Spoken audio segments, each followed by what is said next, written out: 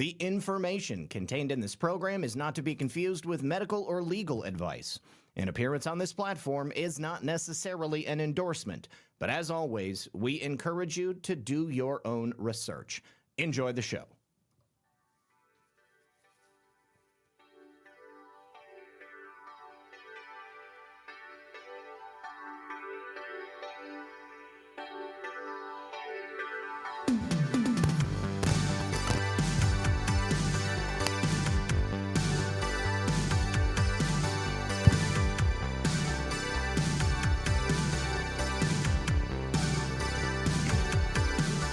Good evening, everyone. And, of course, welcome back. That's right, you know what time it is. It's time for another very exciting episode of Red Pill News Live. Well, what do we have here? Yet another secret FBI investigation into President Trump, separate from everything else that we've all learned about over the last 10 years. Yes, once again, turns out that the same deep state officials that were trying to destroy Trump with every other investigation had something else up their sleeves. I wonder if this is it, or if there's going to be even more of them. Can't even. All right, we also have news on the Save America Act. We've got news on immigration. We've got an update on Judge Jeanine Pirro and plenty of election-related updates, because yesterday were a couple of very key primaries around the country. So if you haven't yet, hit that like button. Help us out by sharing the show. And as always, sit back, relax, and grab your popcorn, because we're going to be right back after this. Science proves that a healthy immune system is the body's first defense against the smallest of ailments to the most catastrophic. Coriolus Versicolor is the most sought-after, all-natural supplement for both humans and pets to help boost the immune system. There are over 400 studies worldwide on its effectiveness in humans, including Sloan Kettering Cancer Center, MD Anderson Cancer Center, and now from the University of Pennsylvania School of Veterinary Medicine. Together, we can help reverse this terrible tide now plaguing your loved ones and give them the immune-boosting supplements that they need. All right, good afternoon. Hey, look at that. We have a viewer from South Africa. I was just talking about my audience down in South Africa yesterday. I don't know if you had the opportunity to see that episode, but Alan Lieb says, hey, Zach, Alan here from South Africa. Longtime fan of the show. I never catch you live because it's 11 p.m. here. I just want to thank you for your incredible research and for standing with us here in RSA. Yes, my Afrikaner brothers and sisters, my heart is always with you. I'm glad that you're safe and healthy, Alan. Thank you very much for tuning in, and please continue to stay that way. Let me know if you're going to take advantage of President Trump's refugee offer, or if you are one of those people who is always and forever an Afrikaner. Either way, buddy, I'm glad that you're here. Thank you so much. I need to say thank you to a couple of key people out there in the chat. First of all, thank you to Principled Enigma, as he always does, sometimes, mostly tends to do. Principled Enigma says, greetings and salutations to everyone. Be safe, be blessed, and walk with God. Also, consider this a $20 challenge. 4 more would bring this to $100. Thank you so much. You have more South Africans in the UK. Garrett, are you a South African citizen as well, just living in the UK? No matter where you are in the world, I'm glad that you are safe and that you were able to escape the scourge of the commies down there in South Africa. Also, AOB22, challenge accepted. Thank you so much. I appreciate that. Snowcat Operator, love you, brother. Appreciate you being here. Thank you for purchasing a membership for DMan0320. That is awesome. All right, you know what else is awesome? Anthony Fauci is back in the news, and that's not the correct image, but we will fix that here momentarily. Okay, there we go. Let's fix it. It should be that one. Nope, it should be this one. Okay, good stuff.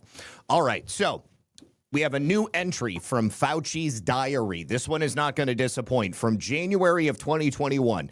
And I want you to keep this in mind as you imagine how these state-level investigations might go in the future. Fauci says in his diary entry, it looks like the vaccine might be compromised. Ooh, wow, that is an interesting statement to make. In January 2021, world-renowned HIV virus researcher David Ho shares immediate concerns about the COVID shot's performance, according to Fauci's diary.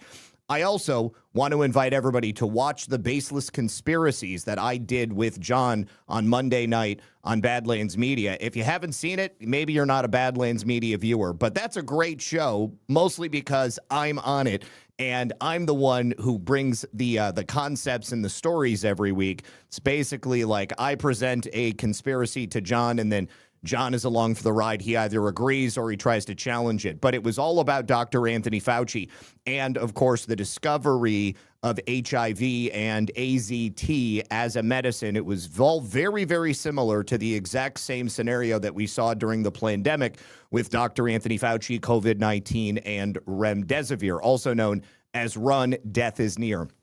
So David Ho is doing tests on convalescent Sarah of people who were vaccinated and is finding disturbing data in both the UK and worse in the RSA mutants. It looks like the vaccine might be compromised. Had regular every 2 weeks call with Bill Gates. Bill and Trevor Mundell know about the issue with the mutations that David Ho is working on.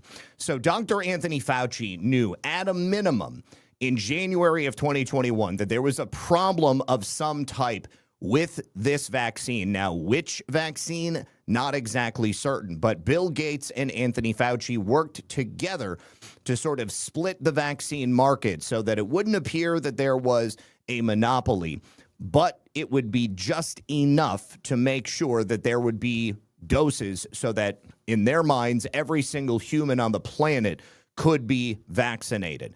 Of course, they said 7 billion in single doses, 14 billion in double doses. So listen to this.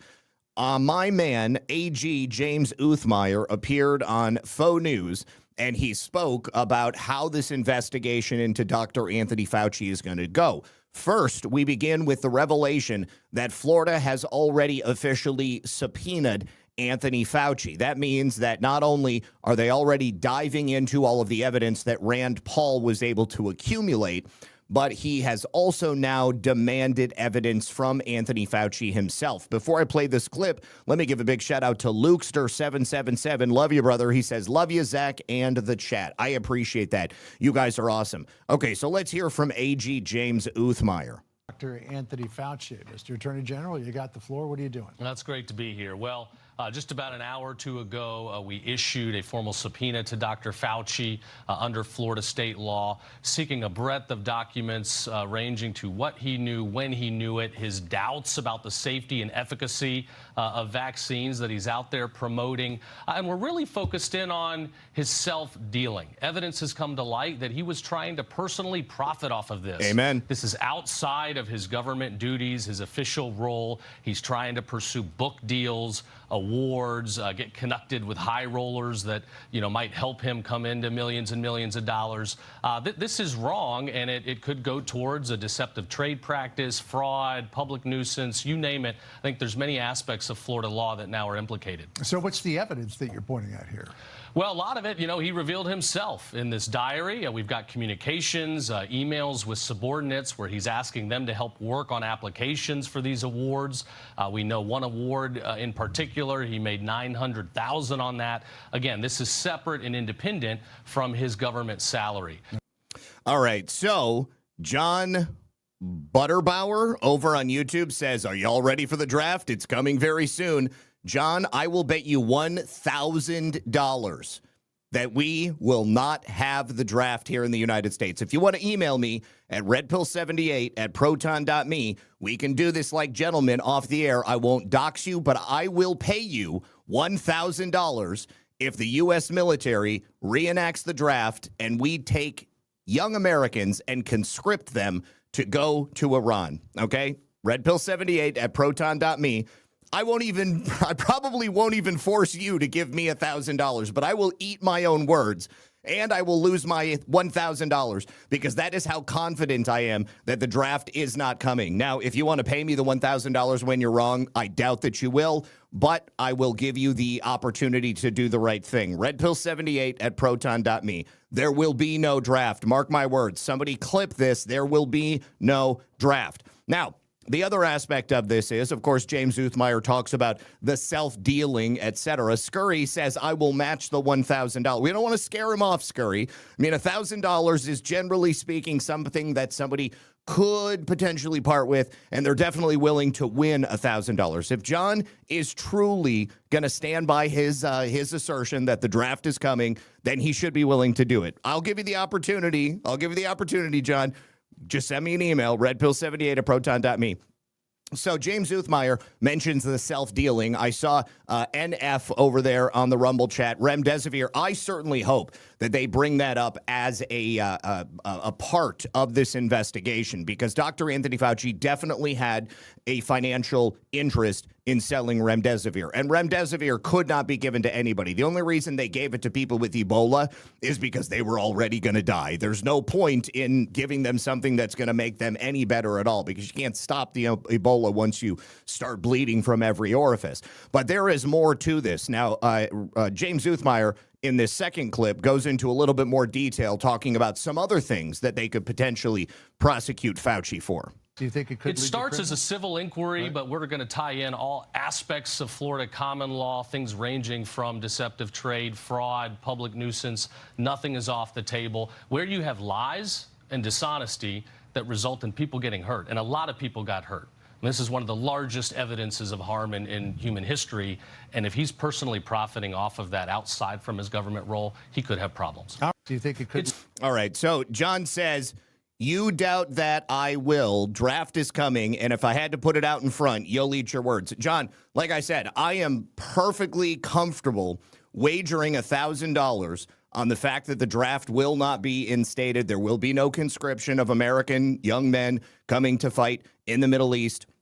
So just like I said, you reach out to me. We don't even have to know each other's names. We can, well, I mean, I would prefer if I actually know who you are because then I would be able to, guarantee that the money is going to change hands. But just send me an email, no harm, no foul. It's a gentleman's wager. I am confident in my assertion that there will be no draft. So just send me an email, redpill78 at proton.me. We'll go ahead and do it. And then if I have to give you $1,000, the entire audience here, so probably at least 50,000 people are going to see this show. 50,000 people will tag me on Twitter and say, Redpill78, are you going to pay John Butterbauer or what? And yes, I will pay you if I'm wrong, but I won't be wrong. Okay. Now, we have a couple more thank yous. Principal Enigma says, if you lose that bet, I'll help you with $1,000. Thank you so much, but I'm confident that I won't. My mother says, what's the time frame on the draft bet? It can't be open-ended. No, it can't be open-ended, but I'm assuming that he is talking specifically about what's happening in Iran. I believe that once the Iranian thing is over, then effectively the bet has already been expired. So we'll come to terms on all of the specifics about this when you email me, John Butterbauer, at my email address. All right, now, so the vote for Todd Blanche to come to be the Attorney General of the United States is set for this week. Believe it's going to be on Thursday. We are now getting a clearer picture of who is going to vote yes for Todd Blanche, and Susan Collins has already come out and said that she is a firm no. She is not going to be the only person who doesn't vote for Todd Blanche. It looks like McConnell is obviously not going to be voting yes. He's not going to be voting no, but he's not even coming into work. And Lisa Murkowski has declined to comment on whether or not she will confirm Blanche herself. Senator Bill Cassidy still hasn't confirmed on voting for Blanche either. Now, Susan Collins in her statement said, while I believe Mr. Blanche is a capable lawyer, the Department of Justice has become increasingly political. When has that ever not been political? I mean, you voted for Merrick Garland, and Merrick Garland oversaw probably the most politically managed Department of Justice in the history of the United States, and you never said boo. about any of the things that he did. He, at the behest of Joe Biden, went after Joe Biden's political enemies and the associates of President Trump. They investigated, they raided President Trump. They went through Melania Trump's underwear drawer. They searched the bedroom of Donald Trump's minor child, Barron. So I don't want to hear about politicizing the Department of Justice. Mr. Blanche has taken several actions that have further eroded the department's independence, and that is the basis for my vote to oppose his confirmation. Let me also say that there is this mystifying belief by certain people, at least publicly spoken, that the Department of Justice is independent of the office of the president. The Department of Justice is a member of the executive branch of the government of the United States, and the president is the leader of the executive branch. So for all intents and purposes, if the president came to the attorney general and said, I want you to investigate A, B, and C, and the attorney general did that, that would be 100% permissible. It's like today, Todd Blanche gave a press conference with some members of the Department of Justice, and they announced a slew of indictments against the Jalisco New Generation cartel. They're seeking to give $100 million or more for the for the capture of these people. They also obviously want to bring them to the United States and try them. My daughter, I just picked her up from the airport, and she was telling me about just how horrible these people are. Apparently, they were like taking videos of themselves torturing people in just the most horrific and demonic ways and then posting them on TikTok. And a lot of people saw those things. I never saw any of that stuff because I don't really go on TikTok all that much. But these people are satanic. It's just about as bad an organization as you can imagine, and they're the ones that are in bed with the Mexican government. So it's no surprise that the DOJ is going after them. Anyways, he was asked about Judge Jeanine Pirro, the U.S. attorney for the District of Columbia, and the journalist said, some theoretical question about if the President Trump was to fire Judge Jeanine Pirro. And, of course, Todd Blanche said, well, he's not firing Jeanine Pirro, but let's just, in this hypothetical, make sure that you understand that the President of the United States has the authority to fire any U.S. attorney that he wants to. So if he was to do that, there would be nothing wrong with it. It's like when President Trump came into office and he wanted to fire U.S. attorneys, and there were certain U.S. attorneys who were fighting his decision to do that. They don't have the right. It's like Fauci didn't have the right to plead the Fifth Amendment. You don't have the right to stop the chief executive of the United States from firing people who are part of a branch that he oversees. These people are fundamentally misinformed about the structure and the nature of our government. And because so many people in the United States are just retarded or blindly and willfully ignorant, they don't understand how it works either. And so they parrot the same bullshit talking points that their favorite influencer online parrots to them. And then they go out and they act as if it's some factual gotcha on some situation. Susan Collins is apparently one of those people. She is congenitally retarded. Now, per Punchbowl News, Collins points to the following items as to why she will not be voting yes on Blanche.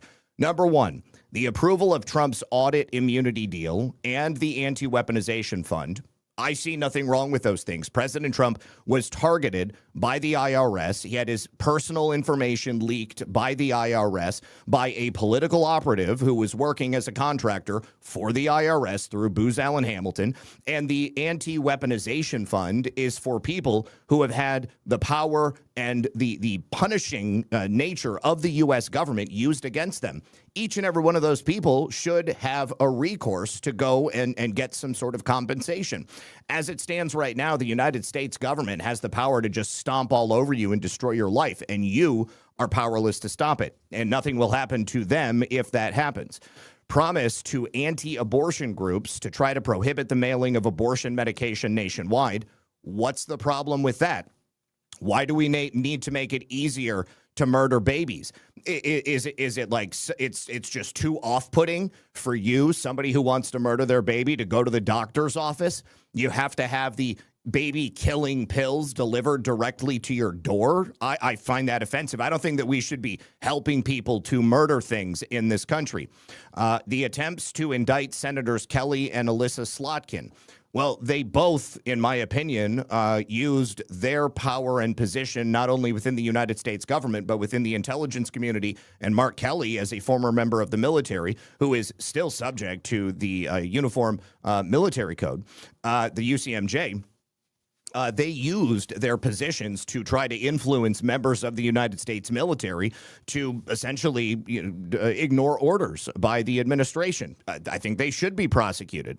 Also, opposition from 1,200 former DOJ employees. Do you know why those 1,200 DOJ employees opposed Todd Blanche? Because they themselves are political. Those are members of the deep state. Those are merely people who are registered Democrat and who don't want the president or any of his political appointees to be successful in taking out the people who are trying to destroy our country. Now, earlier Tuesday, the Senate Judiciary Committee did vote to advance Todd Blanche. That vote was 12-2. The committee voted for this advancement after Rhino Senators Tillis and Cornyn backed down and came to this agreement over the killing of the anti-weaponization fund. So it's not enough for Collins, the fact that the fund is not going to take place, the people who have been abused by the United States government, any version of the United States government, by the way, not simply Joe Biden's U.S. government, but let's say there's somebody who thinks that Trump's DOJ unfairly prosecuted them. They would have the ability to go in and apply on this weaponization fund as well. Anyways, late Sunday night, Todd Blanche completely rescinded the $1.8 billion weaponization fund. Theoretically now, President Trump could just get that payout from the IRS, and then he could set up his own fund. Perhaps he could put that money into a blind trust. It could be in some type of an investment vehicle. It would immediately begin accruing money because it would be invested in, I don't know, things like SpaceX and stuff like that, maybe some Tesla stock. And then people could then make their appeals to the fund itself, and it would have nothing to do with the government. Who knows? There's many different ways to skin a cat. Anyways, my team and I have met with committee members and senators over the past weeks, Blanche said, and addressed any concerns. We've enjoyed good faith discussions. As a result, the issue following order and update with regard to the May IRS settlement. Anyways, the full vote on Todd Blanche is supposed to happen this week. But with McConnell out and Murkowski declining to comment and Cassidy also declining, these are all people who hate Trump. That's why they're not going to do it. The confirmation is just hanging in the balance. But as we all know, Todd Blanche is currently the Deputy Attorney General. And so theoretically, he could just remain in the interim position for the remainder of President Trump's term. And the only thing that would be different would be that in the history books, Todd Blanche would probably be noted as the longest serving interim Attorney General. Personally, I wish that they would just go ahead and decide to do that so we wouldn't have to worry about this song and dance, the dog and pony show. Once the dog and pony show is over, Todd Blanche is going to be able to go forward as hard as he possibly could want to. In the meantime, I see people, why isn't Blanche doing this? Why isn't Blanche doing that? I'll address something in regards to that a little bit later. All right, but I also do want to talk about Secretary of Health and Human Services, Robert F. Kennedy Jr. They have just announced the decertification of Kentucky's organ procurement operation, the Network for Hope. You may say, why would they do such a thing? These people are procuring organs that are then used to save people all around the country. Well, if you go back to the beginning of Trump's second term, one of the first things that Kennedy had announced was that they had determined that during the Biden administration, there was a prolific effort by organizations such as this organ and procurement organization to ignore when people were alive or when they were going to recover. So they were essentially making the decision to kill people, take their organs, and then sell them off to the highest bidder. So basically, they found after reviewing this organization and others that in nearly 30% of the cases, there were serious deficiencies. That means that these people probably would have survived and they would have gone on to have long, healthy, and successful lives. So once again, just like sending baby-murdering pills through the mail, these people were making arbitrary decisions on whom to kill based upon their blood type and their ability to sell their organs. I'm announcing that HHS has become the decertification of Network for Hope, the organ procurement organization serving Kentucky and parts of Indiana, Ohio, and West Virginia. We reached this decision after extensive reviews by CMS and HRSA found persistent patient safety failures despite repeated oversight, repeated warnings, corrective action plans, and multiple opportunities to improve. Federal reviewers found serious deficiencies in nearly 30% of the cases that they examined.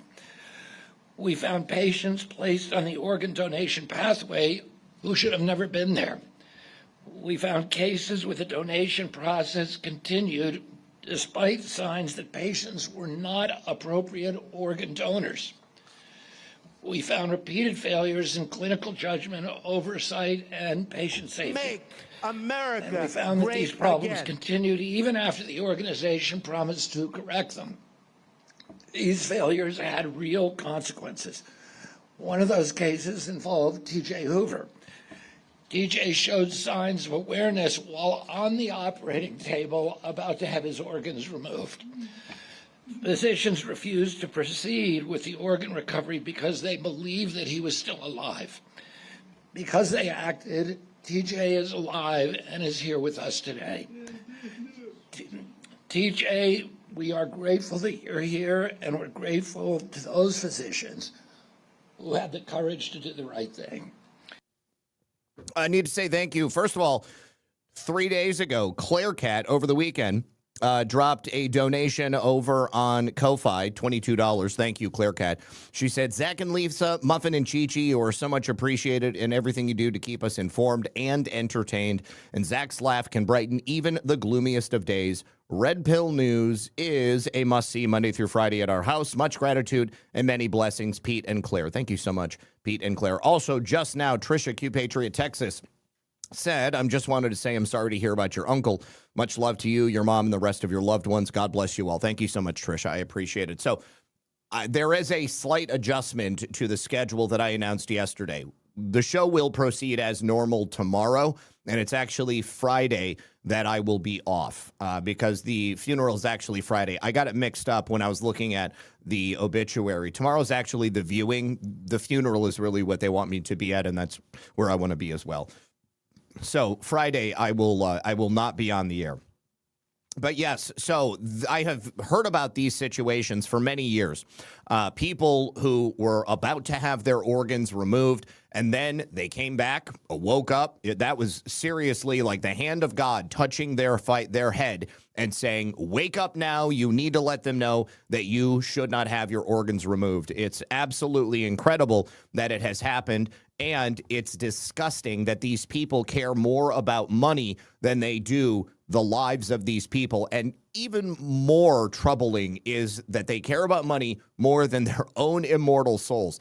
Every single person who is involved in this specific type of activity, I hope they burn in hell for all of eternity. Because every single one of these families, people will forever look at the loved one that they lost and wonder to themselves, could they have survived? Were they alive? Is it possible that maybe they were murdered for their organs? I want to say, I bet you this happens a lot more often than people even realize.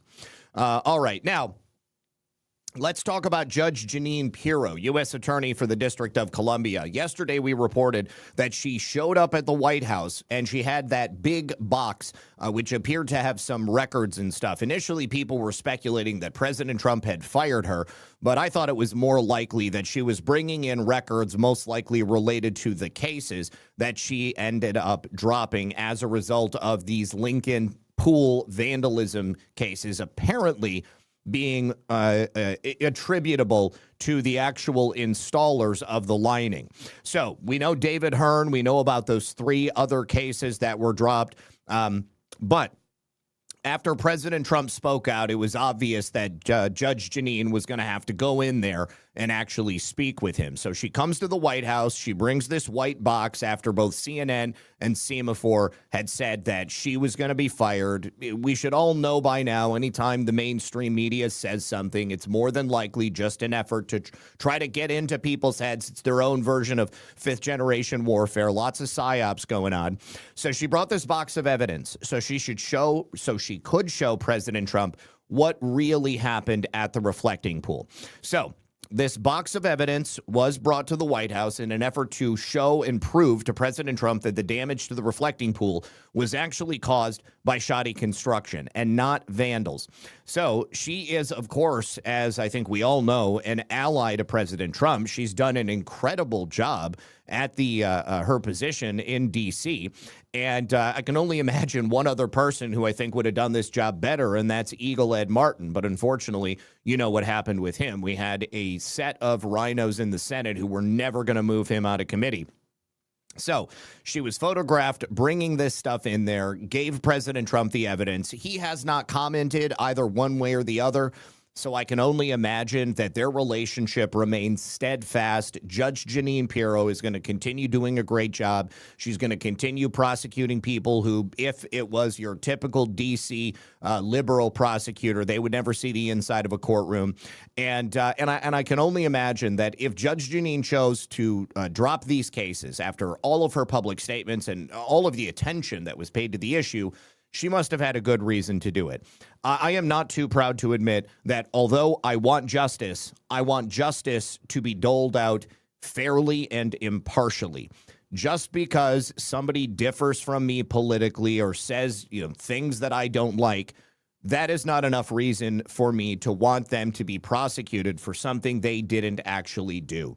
It is entirely possible that these people, although, they may have bad opinions, they may have done something perhaps that was stupid, it doesn't mean that they actually sliced open the reflecting pool with a razor blade and pulled that out. It could have been any number of things, but if there was a problem with the installation, let's go ahead and give credit where credit's due. Hopefully the construction company is going to do the right thing. All right. Now, also earlier today, J.D. Vance, Stephen Miller, and a whole bunch of people from the White House Fraud Task Force held a meeting with members of Congress so that they could discuss some of the things that they found so far and some of the things that need to happen if the fraud task force is going to be successful after the end of the second Trump administration. One of the things that J.D. Vance suggests here is that Congress pass new legislation which would force the cooperation of all 50 states so that the data they are collecting as they are doling out federal funds would then be shared with the federal government so that, of course, they could verify the provenance and the distribution of those funds. Let's go ahead and hear from J.D. on this topic. Into who is ultimately getting those benefits. In other words, if the state of California gives those food stamp benefits to an illegal alien, to a violent criminal, the federal government has no visibility, and sometimes the states themselves have no visibility. It's absolutely shocking to me and just like totally unbelievable that this is something that they have to ask for. That already, right now, in writing, the money that is being dispersed is not adequately being tracked, and they're not like saying, hey, this is how your money is being spent, and these are the people that it's going to. Like, this is what happens when you have an unlimited money printing machine and the people who are doling out that money have zero cares about where it goes. And oftentimes, they also know that the money that they push out is going to come back to them in some respect. There is so much corruption. If we have adequate controls in place, then we can make a much stronger case as to why people need to be prosecuted and who should not be receiving money. So we need to work with Congress, and we need some legislation that would actually force some data sharing between the state governments and the federal governments. We need to know where your tax dollars are going, and if the state of California or the state of New York isn't going to tell us, we need Congress to force them to tell us, and I think that's the first and most important thing that we would like to do. All right, so Cadino, you say what you say, But your opinion and my opinion previously was based upon the public statements of Jeanine Pirro, the public statements of President Trump. It was only based upon social media posts and oral statements. Okay, what I was waiting for was a trial to be held where incontrovertible evidence would be presented to show that those people actually did commit acts of vandalism, that they actually did cut things out. If that's not something that exists, then we can't make that statement. Okay, you can say, I think that they committed vandalism. I think that they are guilty of that. But the U.S. attorney deals in absolutes, okay? It's either real or it's not. There's evidence or there isn't. And if they don't have that evidence, if they can't prove that that actually happened, then there's not a case there. How do we know that somebody else didn't at some earlier point reach in clandestinely and cut a piece out and then just leave it sitting there? And then somebody else, one of those people who was charged, walked up and saw that piece laying in the pool and then picked it up. How do we know that didn't happen? Like, I mean, it's all speculation. The second is that we would like to see stiffer penalties for fraudsters. One of the things I said at the very beginning of the task force is that I was shocked by how often we would just let low-level fraud go. Like $1 million of fraud, that's a lot of money. A person who had enriched themselves to the tune of $1 million, sometimes we wouldn't even prosecute this stuff. And even when we do prosecute it, we are limited by the penalties applied. The most important thing that we can do in prosecuting fraud is to make sure that the people who engage in fraud actually suffer some real penalties. And so we would love to work with all of you and see some stiffer penalties for the people that we're successfully prosecuting. We are throwing a lot of people behind bars, but we're limited by in some ways, by the statutes that exist. We'd like to change those statutes and actually make it harder for people to commit fraud and make sure that when they do commit fraud, they go to jail and they go to jail for a long time. And finally, we need a little bit of money, not a lot of money, and frankly, we're saving. So that's another thing that's just staggering. You could commit $1 million worth of fraud up until the creation of the White House Fraud Task Force, and nothing would happen to you. Like, good Lord, you rob a bank, you get $15, you go to prison for a decade, right?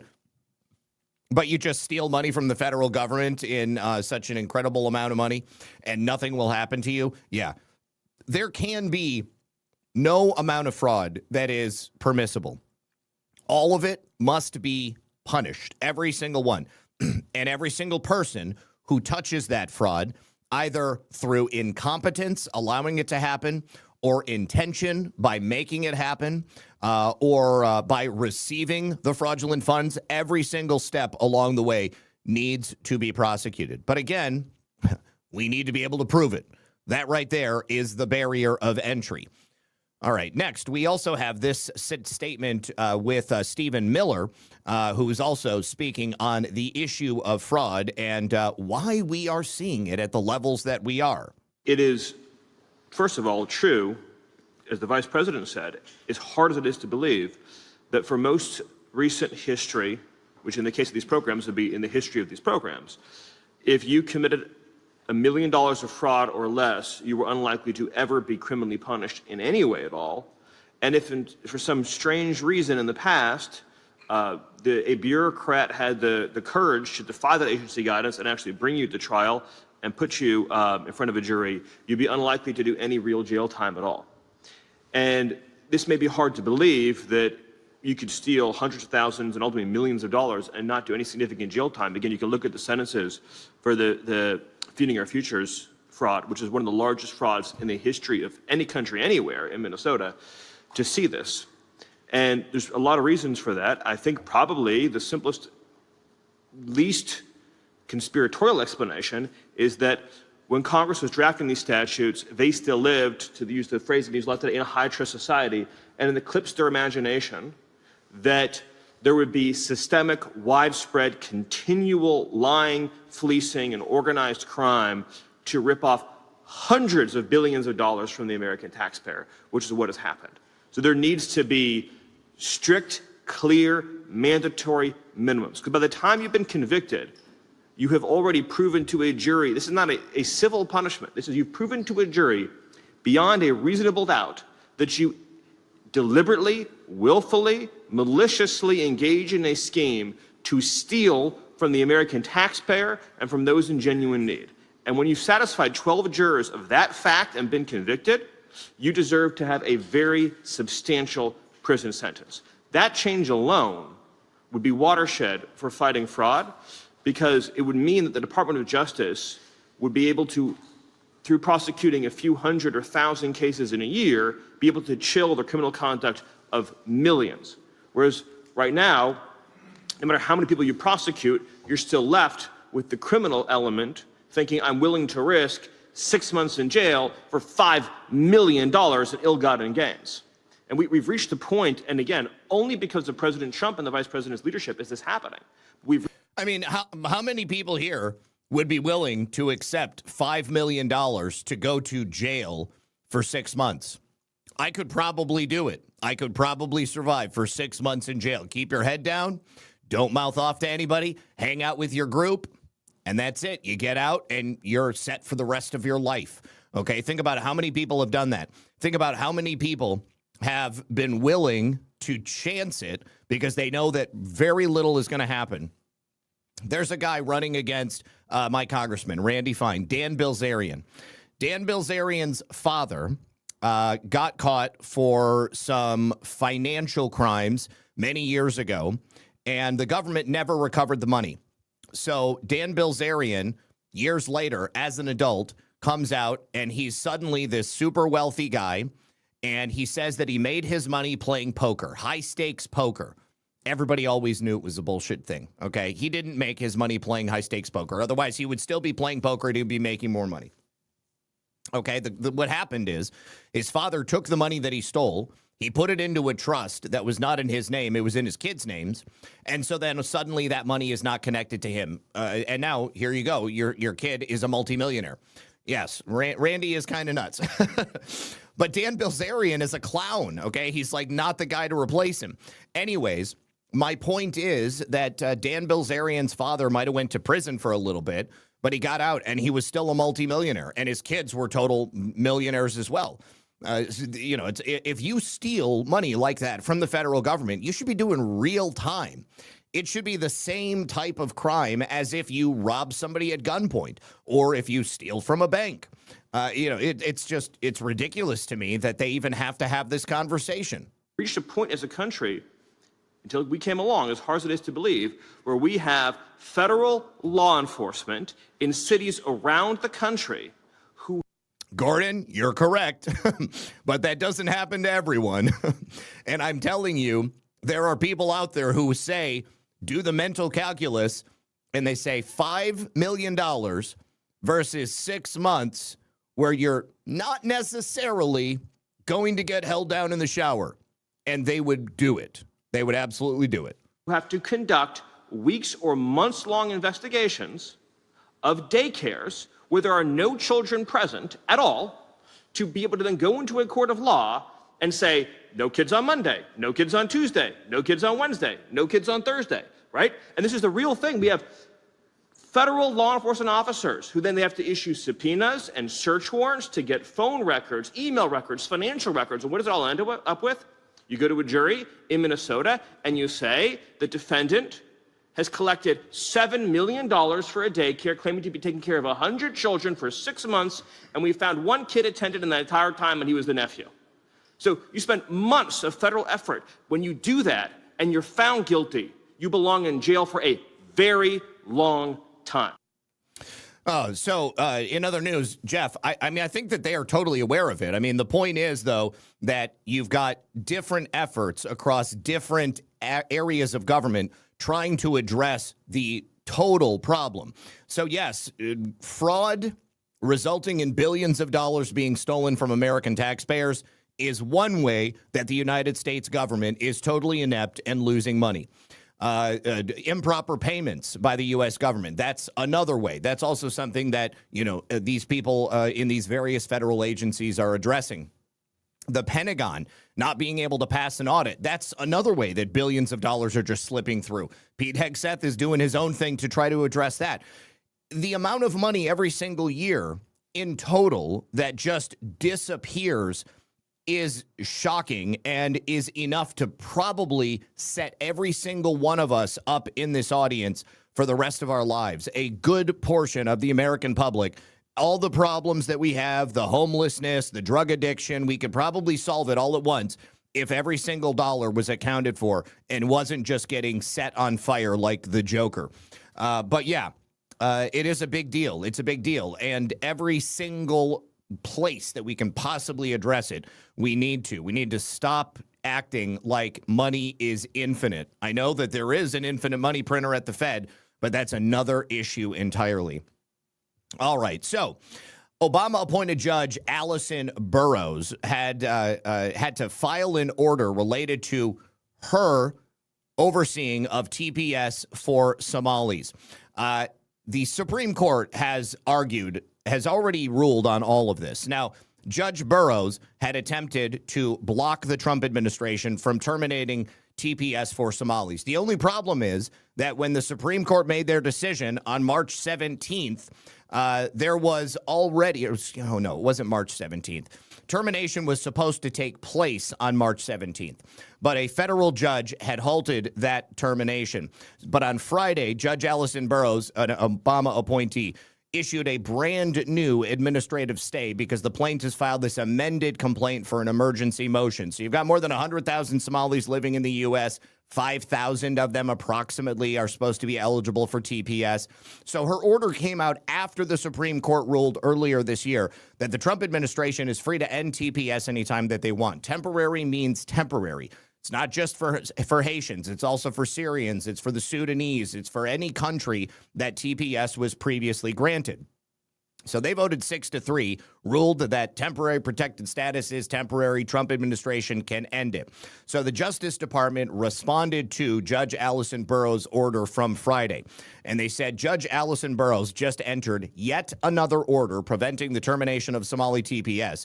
There is no serious debate about what is going on in these cases. Defiance, obstruction, and delay. That is Homeland Security General Counsel James Percival speaking. James Percival was also directly attacked in Allison Burroughs' ruling. She said that he was guilty of shameful cruelty in a new ruling that she issued on Tuesday. Now, in this ruling, she was forced to admit that the Supreme Court had long ago ruled on the temporary nature of temporary protected status. But she said, leaving aside the shameful cruelty inherent in eschewing a wind-down period for people under threat of deportation, many of whom are productive members of our communities who have lived here for years, built a life here, worked here, and raised families here, the court is mindful of both the Supreme Court ruling and the recent First Circuit judgment in this case. Now, I appreciate that people may have made lives. I appreciate that people may have started families. I appreciate that people may have put down roots. But let me ask you a question. In that time, why didn't you also get a green card or get naturalized or get some type of lawful status? The answer is, in many of these instances, these people are lazy and they thought that temporary would never end. So I'm sorry, but it was in the name of the reason why you were allowed to come to the United States. It never said that you are now free to live here in the United States for eternity. It doesn't matter how much root you put down. It doesn't matter how long you work at your job. It doesn't matter how many kids you spit out on the dirt. It doesn't matter how many cars you buy, how many houses you own, or what you do in the community.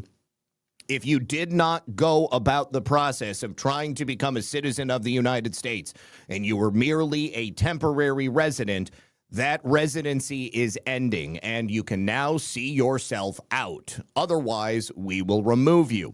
Now, Judge Allison Burroughs is also the same judge that Andy Ogles filed those articles of impeachment against early this week because of her refusal to admit that the Supreme Court had already ruled on this case, and she was trying to block the Trump administration. Make America great again. From ending temporary protected status. Now, if you'll remember, Ogle said, I have just introduced articles of impeachment against radical activist Judge Alison Burroughs for ignoring the Supreme Court and attempting to force mass migration from Somalia into American communities. America is not Africa's dumping ground. We will end temporary protected status, remove those who have no lawful right to remain, and put the sovereignty of the American people first. Two thank yous. First of all, Donna and Cookie's kid over on Rumble, who says, I'm in for Zach. Thank you so much, Donna. And then Surter also says, white collar crime, blue collar crime, hate crime is crime, period. End of story. It's how they justify and set up two-tier justice. Crime is crime. Thank you for that. Oh, and I guess a third thank you from #1 Indiana Dad, who says $20 challenge accepted. Oh, wait. A fourth thank you from ZBM, who also says, I just heard that China has won the AI race. Is that true, or are they just lying? Thank you for the awesome weekly shows, and have a good time with your daughter this weekend. Cheers. So I don't think that the AI race is over, and I don't know exactly in what context they are making that claim, but it's not surprising to me that China would try to claim that they have won the AI race because, of course, you know, they have a major stake in doing so, and they are both a geopolitical and technological adversary of the United States. So I would say that the race is still on. Thank you, ZBM. And then also, it looks like somebody donated over on Ko-Fi, so let me do a refresh. And #1 Indiana Dad, thank you so much, my brother. He says another $20 challenge accepted. Thank you, sir. Again, you are a scholar and a gentleman. Thank you very much. All right, so we also have this little tidbit right here. Judge Anna Reyes, another left-wing activist judge, who has also admitted defeat, stating that President Trump has, in fact, terminated temporary protected status. This is a second massive victory. She says here in her order, the court's order, which had stayed the effective date of DHS termination of Haiti, is no longer in effect. Now, it's already been expired for some time. So here we have a number of different judges which are being forced to admit that, yes, in fact, there is a hierarchy within the American judicial system. The Supreme Court has already ruled on this case, and here we go. Everybody, get the hell out. Don't make us come and pick you up and find you. All right, now we also have a really, really wonderful decision from another federal judge, this time in relation to the National Firearms Act. Now, this is something I have been following eagerly as a gun nut myself and somebody who, of course, hates having to pay a $200 tax on things that I don't think should be taxed at all. Of course, the $200 tax is gone, and that is ultimately where this ruling comes into place. He has found that major portions of the National Firearms Act are now unconstitutional because Congress, not that long ago, eliminated certain taxes on a couple of different categories. First of all, suppressors, short-barreled rifles, and short-barreled shotguns. Now, other firearms may be covered, but we're probably going to see these again adjudicated in a number of ways. Now, I just want to read a portion of the order here. So, memorandum, opinion, and our order. Article 1 of the Constitution gives Congress certain enumerated powers. Among those powers is the authority to lay and collect taxes.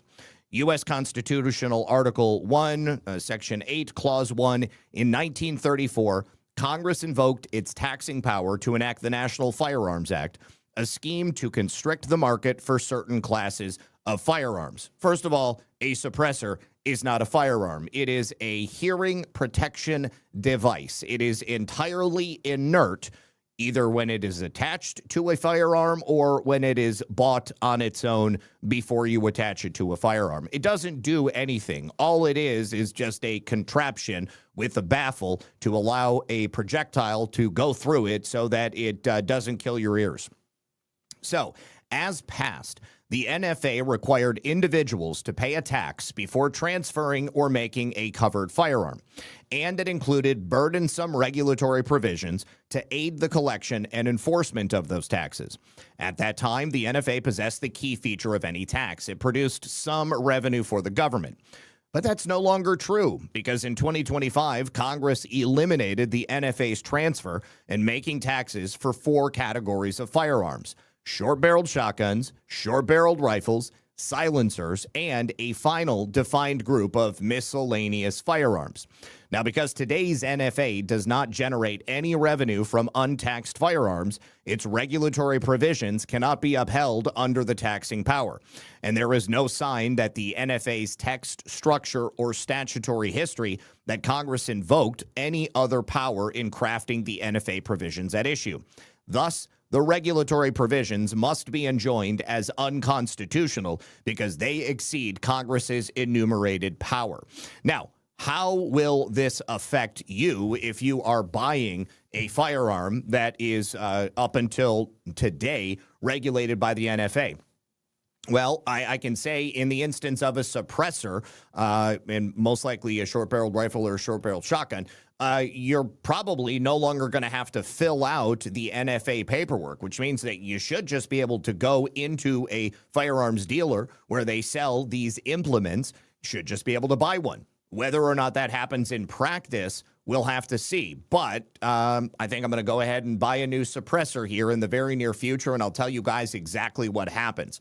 Now, continuing from SCOTUS Wire, the judge said Congress itself undermined the NFA through the One Big Beautiful Bill Act. By reducing the transfer and making tax on most covered firearms $0, Congress eliminated the taxing clause basis for the law, and courts cannot substitute the Commerce Clause instead. So the judge permanently blocked enforcement of the challenged NFA provisions only against the plaintiffs, their members, and their customers. I am a member of Gun Owners of America, which is the organization that brought this challenge to the NFA. So that means I am a part of the group that is covered by this ruling. So yes, I will definitely go get myself a suppressor. Okay. So the judge permanently blocked enforcement of the challenged NFA provisions only against the plaintiffs, their members, and their customers, citing the Supreme Court's decision in Trump versus Casa. He refused to issue a nationwide injunction or broader declaratory relief. And let's see. The Commerce Clause is not a get out of unconstitutionality free card. Now, someone just has to tell the Supreme Court. Yeah, I'm so excited to see how this works in practice. Donald, Blow Gabriel Blow. Thank you for that $20 challenge accepted. Thank you, Zach. I really appreciate that. Thank you. You guys are awesome. So yes, good news, you guys. Any other gun people out there, let me know what happens. We'll go and see how this works. So yes, again, congratulations to the Gun Owners of America. Congratulations to the members of Gun Owners of America. It is a very small amount of money that I pay every single year to support GOA.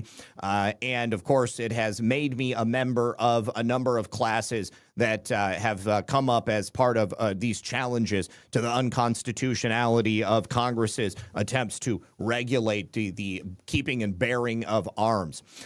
So if you too want to support gun laws that are sensible and not unconstitutional, then you should also assist Gun Owners of America. All right. So right here, John Thune apparently has been successful in his effort to block the Save America Act from being implemented prior to the upcoming November midterm elections. Yesterday, August 4th, was the cutoff for completing systematic list maintenance programs that would have removed ineligible voters under the National Voter Registration Act.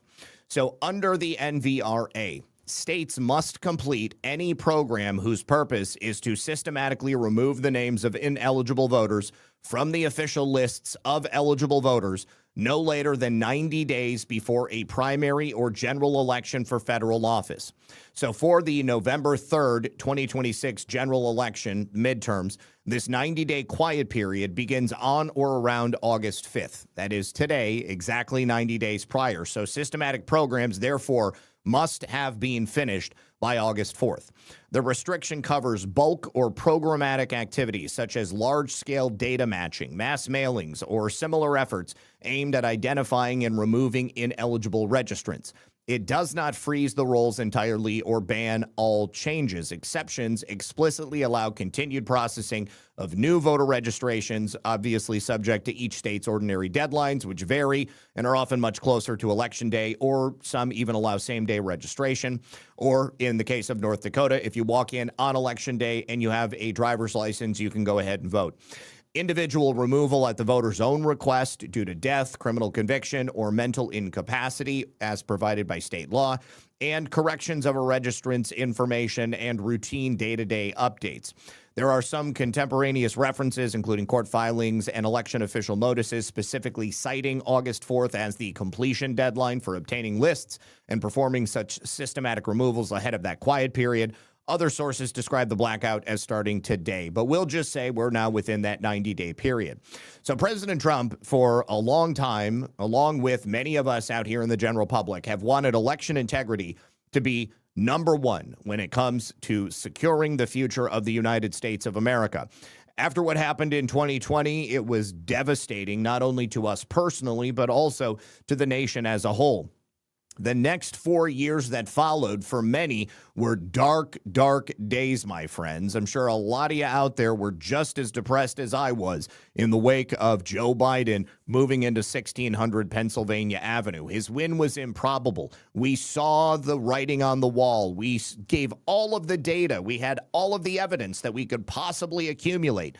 And the corrupt and failed establishment that was running this country told us every single time that we just needed to shut our mouths, that there was nothing that we could do to stop the inevitable, which was the oncoming onslaught of Joe Biden and the deep state party.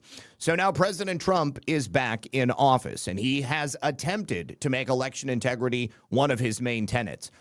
Even though it's been perhaps not as successful as people would have wanted, we only have one group to blame, and that is the Senate. That is Congress. You know, every time I see people in the chat, well, Trump hasn't done this, Trump hasn't done that.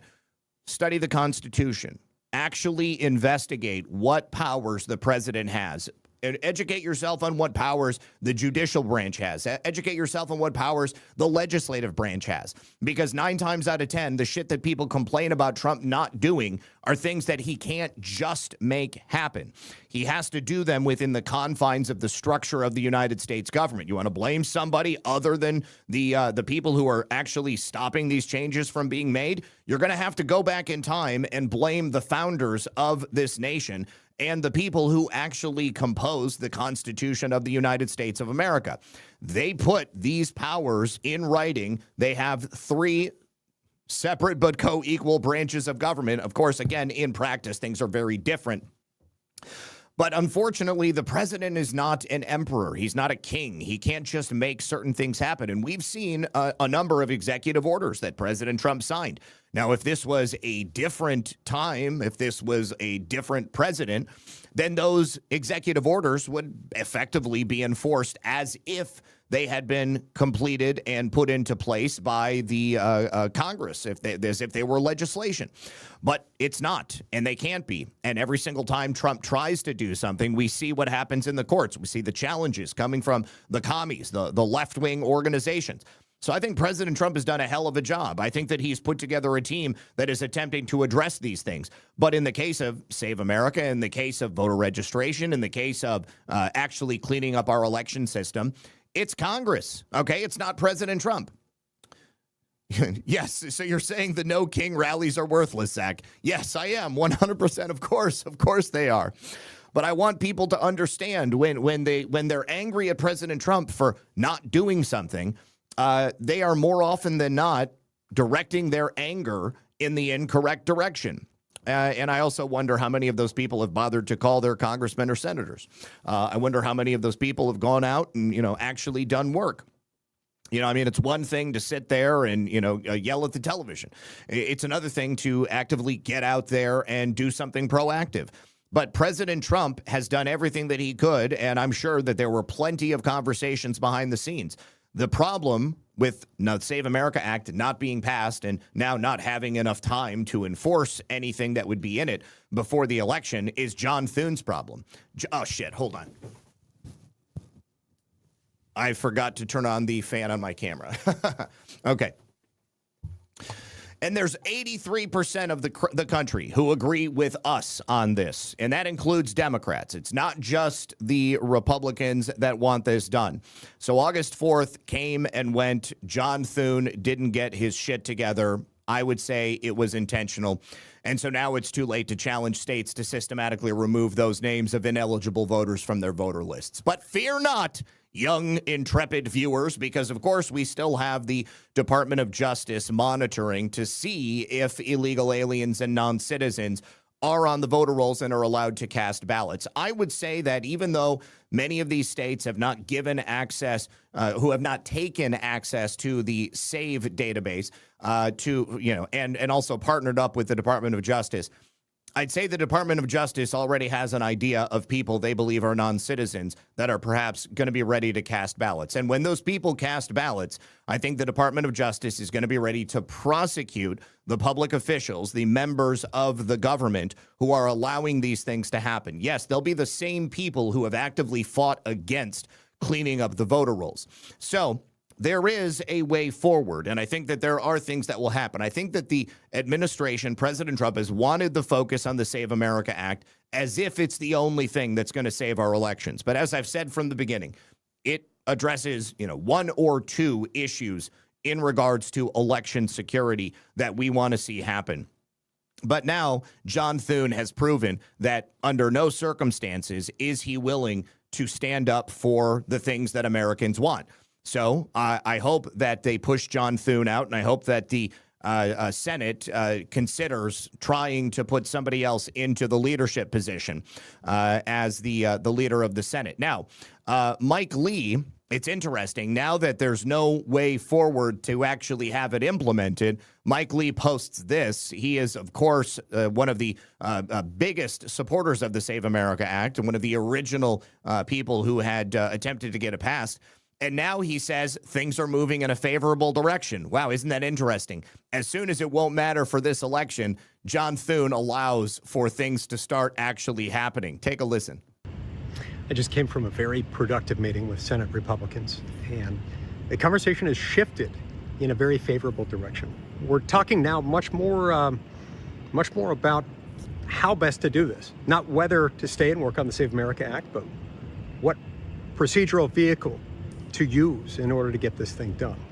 So look, I always, this is a step-by-step process. I don't want to proclaim victory, but the conversation has moved in a favorable direction. I want to thank Senate Majority Leader John Thune and our whip, John Barrasso, for leading a very productive discussion today.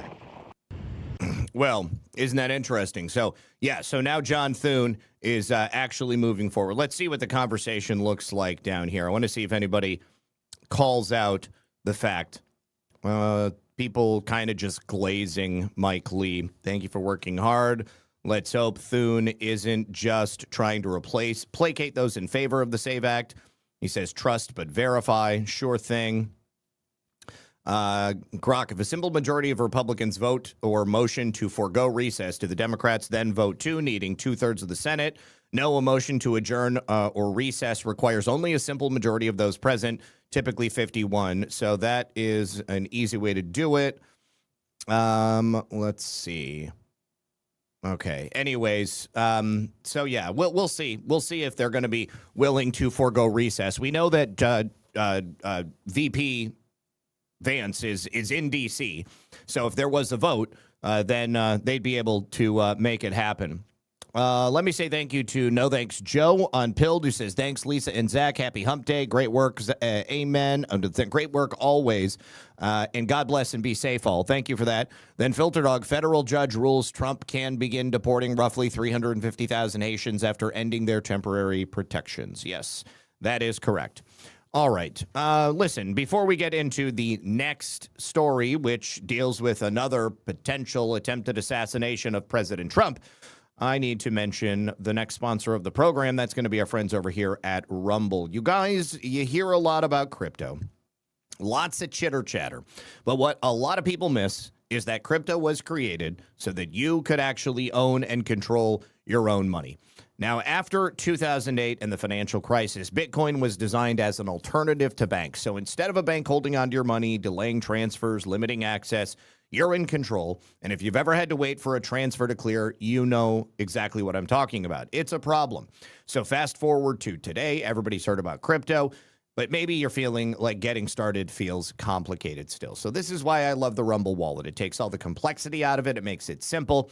You choose what you want to work with: Bitcoin, dollar-backed stablecoins, even digital gold backed by real gold. It's not complicated to set up. It connects with MoonPay, so you can use your credit card, debit card, or your bank account. You'll be up and running in minutes. Once you get set up, you can even support your favorite Rumble creators, whether it's me or somebody else, directly. So do this right now. Scan that QR code on screen on Rumble, or click the link in the description on Rumble, or go to wallet.rumble.com on any platform and download the Rumble wallet. You can tap buy, and then you're in the game. And in just a few minutes, you go from hearing about crypto to actually owning some. Thank you very much to Rumble and Rumble Wallet. All right, guys. So, a heavily armed suspect was arrested earlier today at Trump National Golf Course. Now, President Trump had a planned trip to Los Angeles, and the man that was arrested was carrying firearms, ammunition, which included armor-piercing rounds, hollow point rounds, and he was monitoring President Trump's security preparation. So President Trump arrived to Southern California yesterday for an RNC event, and this heavily armed suspect was identified as Janine John Teal. He is a man. I don't know why his name is Janine. I have never heard of a man being named Janine, but he's 38. He was arrested at Trump National Golf Course after allegedly monitoring security preparations ahead of the president's visit. So police said they later recovered an illegally modified AR-style rifle. It appears that he put a shorter barrel on it. There was body armor, high-capacity magazines, which are probably, let's be honest, it's California, so they're probably just regular 30-round magazines. He had plenty of ammo. He also had notebooks containing concerning statements that were discovered in his home when they raided it. So the Los Angeles County Sheriff's Department said this male suspect was observed walking around the golf course. He was taking photos, and he was monitoring security plans. On Sunday, at approximately 3:28 p.m., deputies assigned to the Lomita Sheriff's Station responded to the golf course in Rancho Palos Verdes after the plainclothes federal agents reported this suspicious individual lurking around the property. He was observed walking throughout the golf course grounds, taking photos and videos, and he appeared to be monitoring security planning activities. So the sheriff's deputies contacted this individual, adult male, 38-year-old Janine John Teal from Downey, and they determined he was already being investigated for robbery by the El Segundo Police Department. So deputies detained him. They located his vehicle in a parking lot on the golf course. During detention, deputies recovered a 16-round magazine that was containing the hollow point ammo. Deputies also searched his vehicle, and they recovered a loaded pistol with a round that was in the chamber, along with additional loaded magazines containing additional hollow point rounds. So he was arrested for carrying a concealed firearm and possession of armor-piercing prohibited ammunition. All told, they found the illegally modified AR, the 45 cal 1911. They found an AR upper. They found the body armor, high-capacity magazines, bulk pistol and rifle ammo, multiple notebooks with a bunch of weird scribblings, 2 radio signal devices, and First Assistant U.S. Attorney Bill Asaley said the FBI is reviewing the evidence and there will be more information provided in the future. I'm sure there will also be federal charges for him as well. So Teal was detained after he was seen walking around. Bill Asaley said they searched him, they found all this stuff, and he is expected to make his initial appearance in the U.S. District Court in Los Angeles soon after he is transferred into federal custody. Now, we've also learned that he was impersonating a State Department official. He was pretending to be security from the State Department. I don't know if he had like a fake badge or fake identification or something like that. But this appears to be another really strange set of occurrences, very similar to the other attempted assassinations of President Trump. Certainly, if this guy had any inside information, then there's obviously much, much more that needs to be done. We still have not learned basically anything about the Trump Durrell attempted assassin. He definitely had inside information. He also had intelligence ties. We also, of course, had know precious little about Thomas Hayden Crooks, or was that his name? Whoever the Butler shooter was. You know, so much still not known about that. We have a mole in the government, you guys. We have a mole that is feeding information to possible assassins, and the United States citizens are just out here wondering how in the hell something like this can keep happening. I'm just refreshing the page so that we can see if there's any additional information that has been added. Update. No, we already read that. Okay. The robbery, though, that was in 2025, and he was already out on $250,000 bail. Yes. So no additional information, but let's go to Bill Asaley's Twitter account and see if he's... here we go. So he gave a brief interview on Newsmax. Let's see if there's any nuggets in here for us. He had the means to do, obviously, something very dangerous. He had a lot of firearms. He had a lot of ammunition. What his motives are, what we're trying to determine. I will say, based on some statements he made, it's very concerning that he was representing himself as an employee of the State Department. And then we also noticed in a lot of the journals that were recovered, he had surveillance logs in there. He had the means to... Okay, so representing himself as an employee of the State Department, and he had detailed surveillance logs. This case is a strong example of the important work our agents do to keep individuals we protect and our sites safe. Yes, it is. Yes, he did have a badge. Look at that, you guys. Okay. Look at that. Fugitive recovery agent. Oh, no. This is a bail bondsman badge, but it's not a State Department. Maybe he was flashing this and saying that it was a State Department badge, but this is like what bail bondsmen carry around. But we don't even know if he was even a bail bondsman. Anyways, 10 years is the statutory maximum sentence. I wonder if that is for the bank robbery or for the other charges. Well, yeah, maximum 10 years in federal prison for the bank robbery. Anyways, this guy very likely could have had help from the inside. I think that's probably what happened. All right, now President Trump actually has responded to the arrest of Janine, the man who was parading around on the golf course and pretending to be a federal agent. Let's hear from him, because I wonder how suspect President Trump is after so many attempted actions to take his life.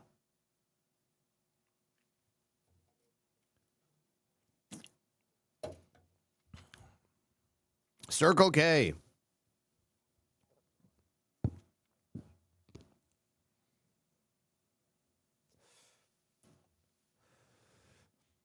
All right, POTUS. Oh, Principal Enigma, thank you so much. Thank you, everybody, for pushing the challenge beyond 100. Here is another $10 just for the heck of it. You are awesome, dude. Thank you for that. There was a threat. There was a man who was arrested, seemed to be heavily armed near the property here on Sunday. It's an ongoing concern, sir. Talk about that for briefly, if we can. Well, the only thing I get a little solace from is they say only consequential presidents. And I am definitely consequential. I mean, if you look at the economy, if you look at what's happening, Iran, as an example, will never have a nuclear weapon. They already can't, but it's going to be formal. The Strait's going to be open very soon, or they're going to get hit very hard, and then the Strait's going to be open. And we were going to a tremendous attack, the biggest since World War II. And they called me and said, very politely, please, can we talk? Can we talk? They didn't want. And I said, yes, we can talk. Let's get it done. Finally, let's get it done. This should have been done by other presidents for 50 years. You know, you keep hearing 47, but that's been for 3 years now. It's been over 50 years. Other presidents or other countries should have been able to do this. He's doing the weave, guys. He was asked about the shooter, and he goes, bobs and weaves around and goes into Iran. And I did something that I had to do, because if they had a nuclear weapon, this whole world would be a different place. If they back out again, are they done? Well, if they back out again, they're going to get hit really hard. You know, they know that. They understand that. I have no choice. They can't have a nuclear weapon. It's very simple. It's not like, gee, let's, think about something else. No, it should have been done by many presidents over many years, and it wasn't. And I'm doing it. Obama was taken to the cleaners. He thought he could bribe his way out. He gave them billions, tens of billions of dollars, so stupidly. $1.7 billion in cash, green cash, on a Boeing 757, an airplane loaded up with cash. They probably looked at it. They said, you got to be kidding. No, you can't bribe your way out. All you can do is fight your way out. And if they didn't, they wouldn't be talking if we weren't doing what we're doing. We hit them very, very hard, but the hard hit is yet to come, and hopefully we won't have to use it. I hope we won't have to. We're having very good discussions. They don't like to admit that, but it's a little bit disconcerting. You tell people like you, we're having wonderful discussions, and then some guy will come out of Iran and say, we have not met, we have not. It's just such a lie. All day long, you understand. It's just incredible. We didn't talk, they'll say, we didn't talk about nuclear. Well, what do we talk about? We're sitting there twiddling our thumbs, right? So, but it doesn't matter. That's talk. The only thing that matters is action, and they want to make a deal. We'll see what happens. If they don't make a deal, it's going to be too bad. All right. Well, nothing of consequence in regards to the shooter. Oh, man. Hi, guys. I'm going to test my new zoom scope today. I like fish. The only thing I'm going to say is that people said in 2020, if Trump isn't reelected, America is done. And then every single thing that happened in the Biden administration, they said America's done. I don't think America is going to be done. I think that America is much stronger. I just think that we have a lot more struggle to go through. All right. One of those struggles right here. John Thune, the traitor John Thune, and Tom Cotton are apparently blocking the DOJ from obtaining the Brennan transcripts when he testified before the U.S. Senate committees. Now, these are transcripts that Joe DeGenova is attempting to get so that he can use them in the grand conspiracy investigation. Now, John Thune and Tom Cotton, why are you blocking the investigation of one of the architects of the deep state operation against President Trump? Well, obviously, those guys have their own things to hide.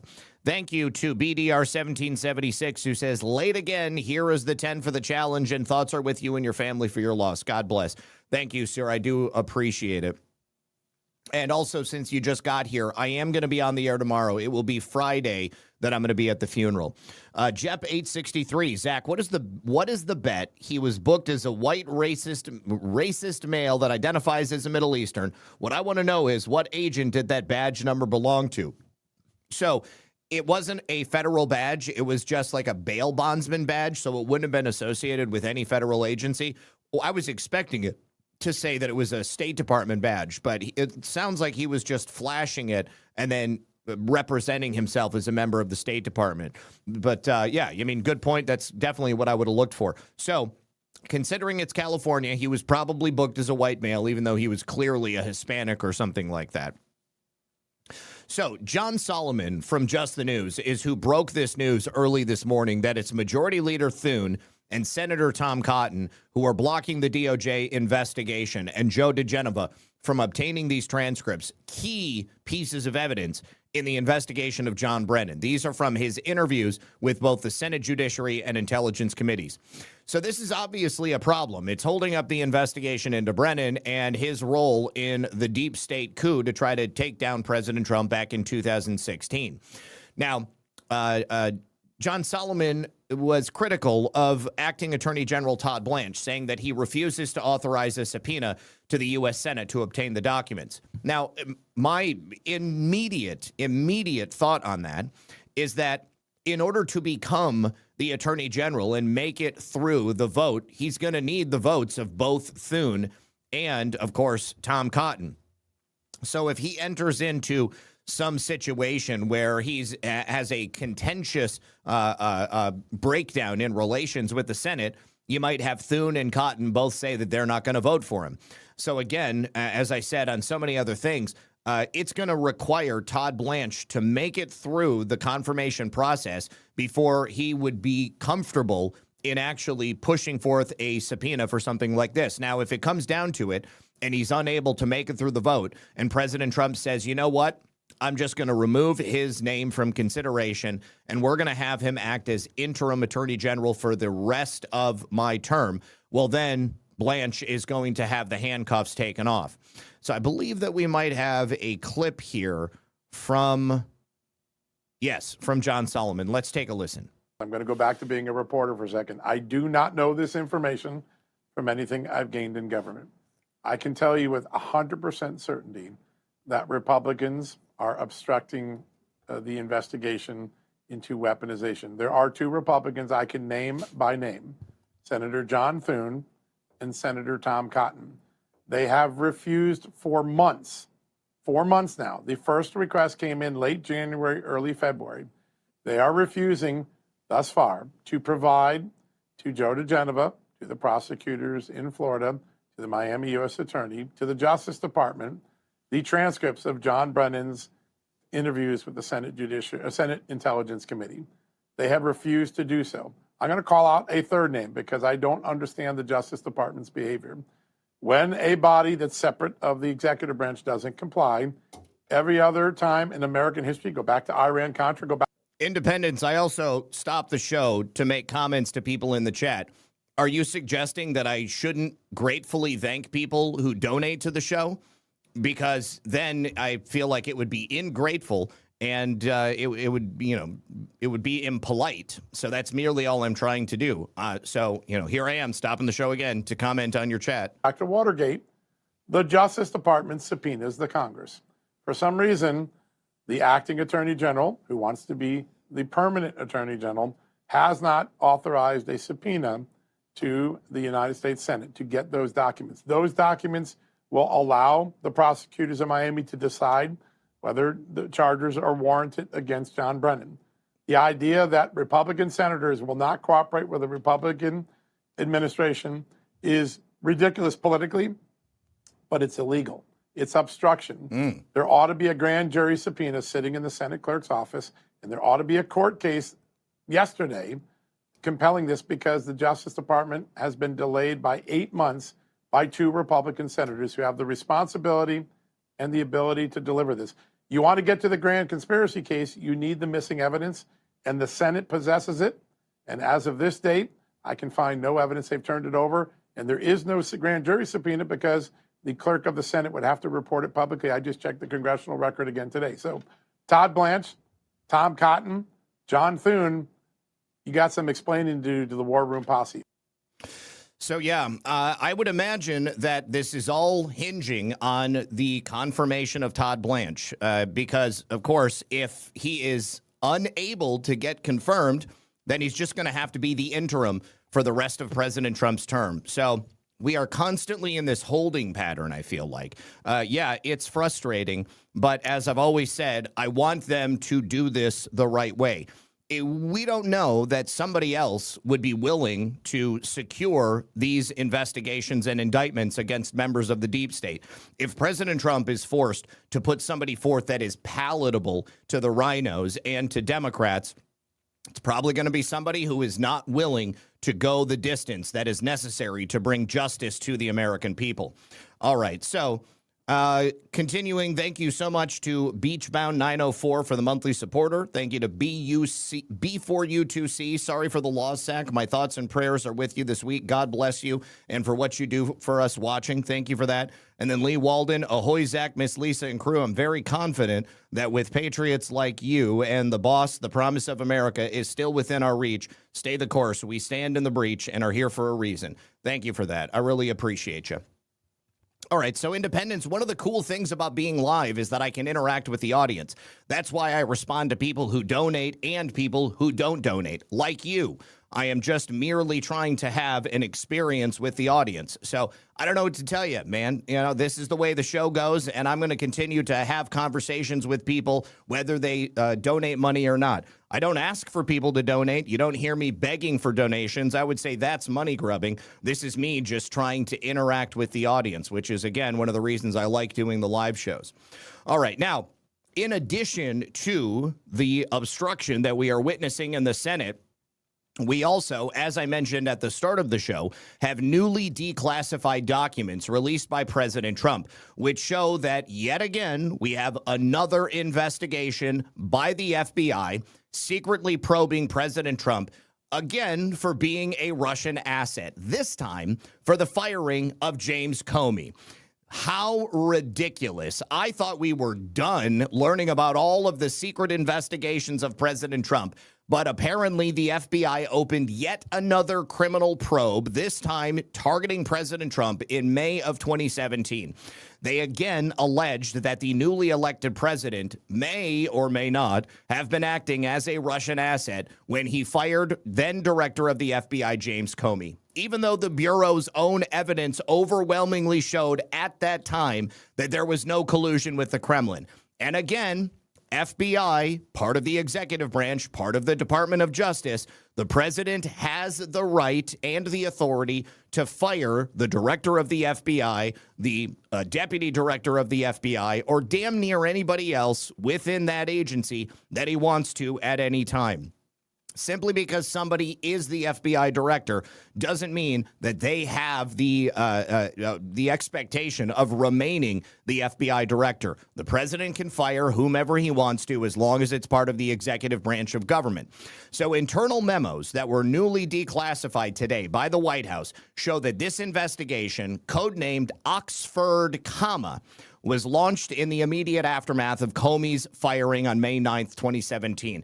And was predicated on an allegation that was already previously released in memos shown in the Bureau's own agents as having been incorrect and already mostly dismissed. Now, I want you to pay attention to the spelling of Oxford, In Oxford, is obviously punctuation. It's a song by Vampire Weekend, which came out many years ago. And Oxford is spelled Oxford. However, the FBI spelled it Oxferd, which is a trick that we have seen on so many different occasions, misspelling of key pieces of information, so that if somebody had done a FOIA request based upon hearing this operation, Oxford, of course, you're going to spell it correctly. But if you spell it incorrectly in the course of your record keeping, nobody's ever going to find it. You would have to already know that it was misspelled if you were going to file a FOIA request or if somebody was going to go seeking it. So this is yet another example of these deep staters attempting, yes, Corny is another great example of that. These deep staters attempting to secretize all of the information related to their efforts to destroy President Trump. So here is a direct quote from the memo opening the investigation. Make America great again. Independence, I'll wait just a minute before I say thank you on that one. That one's for you, buddy. So the FBI is opening a full investigation based on an articulable factual basis, of which there was none, that reasonably indicates that President Donald J. Trump may be or has been wittingly or unwittingly involved in activities for or on behalf of the government of the Russian Federation, which may constitute violations of federal criminal law or threats to the national security of the United States. This was the electronic communication which opened the probe on May 16th, 2017. The goal of the investigation, continuing to quote, is to determine if President Trump is or was directed by, controlled by, and or coordinated activities with the Russian Federation in a manner constituting a threat to the national security of the United States and or a violation of federal criminal statutes, it added. In addition, this investigation will also seek to determine whether President Trump and others yet to be named obstructed and or conspiracy to obstruct any associated FBI investigation. Now, This memo and the investigation itself was opened by a very familiar name. The FBI's Counterintelligence Division was approved by then FBI General Counsel James Baker and then Assistant Director for Counterintelligence Bill Priestap. And they made clear they had these so-called concerns about Russian influence and obstruction that was paramount to why Comey was fired, in part because of the public explanations that President Trump gave for the termination. This alternative explanation can be reasonably read to imply that the FBI's counterintelligence investigation was a factor in President Trump's decision to terminate Comey. So you had both acting FBI Director Andrew McCabe and Deputy Attorney General Rod Rosenstein apprised of this probe that it had been launched. The memos also tell us. The FBI marked the investigation as a, quote, sensitive investigative matter, and they declared that it was the least intrusive method to address the serious national security risk posed by the activities alleged. However, the decision proved anything but non-intrusive. It prompted the appointment of special counsel Robert Mueller by Rod Rosenstein and the nearly 2-year-long probe that hampered the start of the first Trump presidency. Even through Mueller's team, like the FBI before it, was unable to substantiate any aspect of the suggested collusion between Trump and the campaign and Russia during the 2016 election. There was a subsequent investigation by special counsel John Durham. That, of course, was released mostly by the Justice Department in 2023. He also concluded there was no basis for the FBI to ever open the original Crossfire Hurricane investigation into the Trump-Russia collusion narrative. So, of course, there was no justification for the opening of Oxford, This newly declassified Oxford, memo shows that the case was closed on April 9th, 2019, which was a few weeks after Mueller's probe was sunset, with that final report showing there would be no charges against Trump. The special counsel provided the Attorney General with a confidential report explaining his prosecution and declination decisions, the memo said. Now, the memos are being released as federal prosecutors in Fort Pierce, Florida, reportedly investigate whether the FBI, DOJ, and intelligence agencies engaged in an ongoing conspiracy to violate the civil rights of President Trump and his supporters through repeated criminal investigations that lacked any evidence of wrongdoing. This only bolsters those efforts. It was well known the FBI wanted to investigate Comey's firing by President Trump as an act of obstruction, and that such concerns led to Mueller's special counsel appointment. But records would later show that Comey was fired on merits because the DOJ believed he mishandled the Hillary Clinton email investigation. We all know he did. And the department's own independent inspector general would later conclude that Comey violated long-standing department practice and protocol with his conduct in that Clinton case. In fact, he made decisions in that case that should only ever have been made by the attorney general. When he did that press conference and stood up and said that no reasonable prosecutor would ever go after Hillary Clinton's crimes, he was making that up out of whole cloth. Plenty of reasonable prosecutors would have gone after Hillary Clinton for the things that she did. But James Comey made that decision and laid it out at the feet of the American people right before the 2016 election.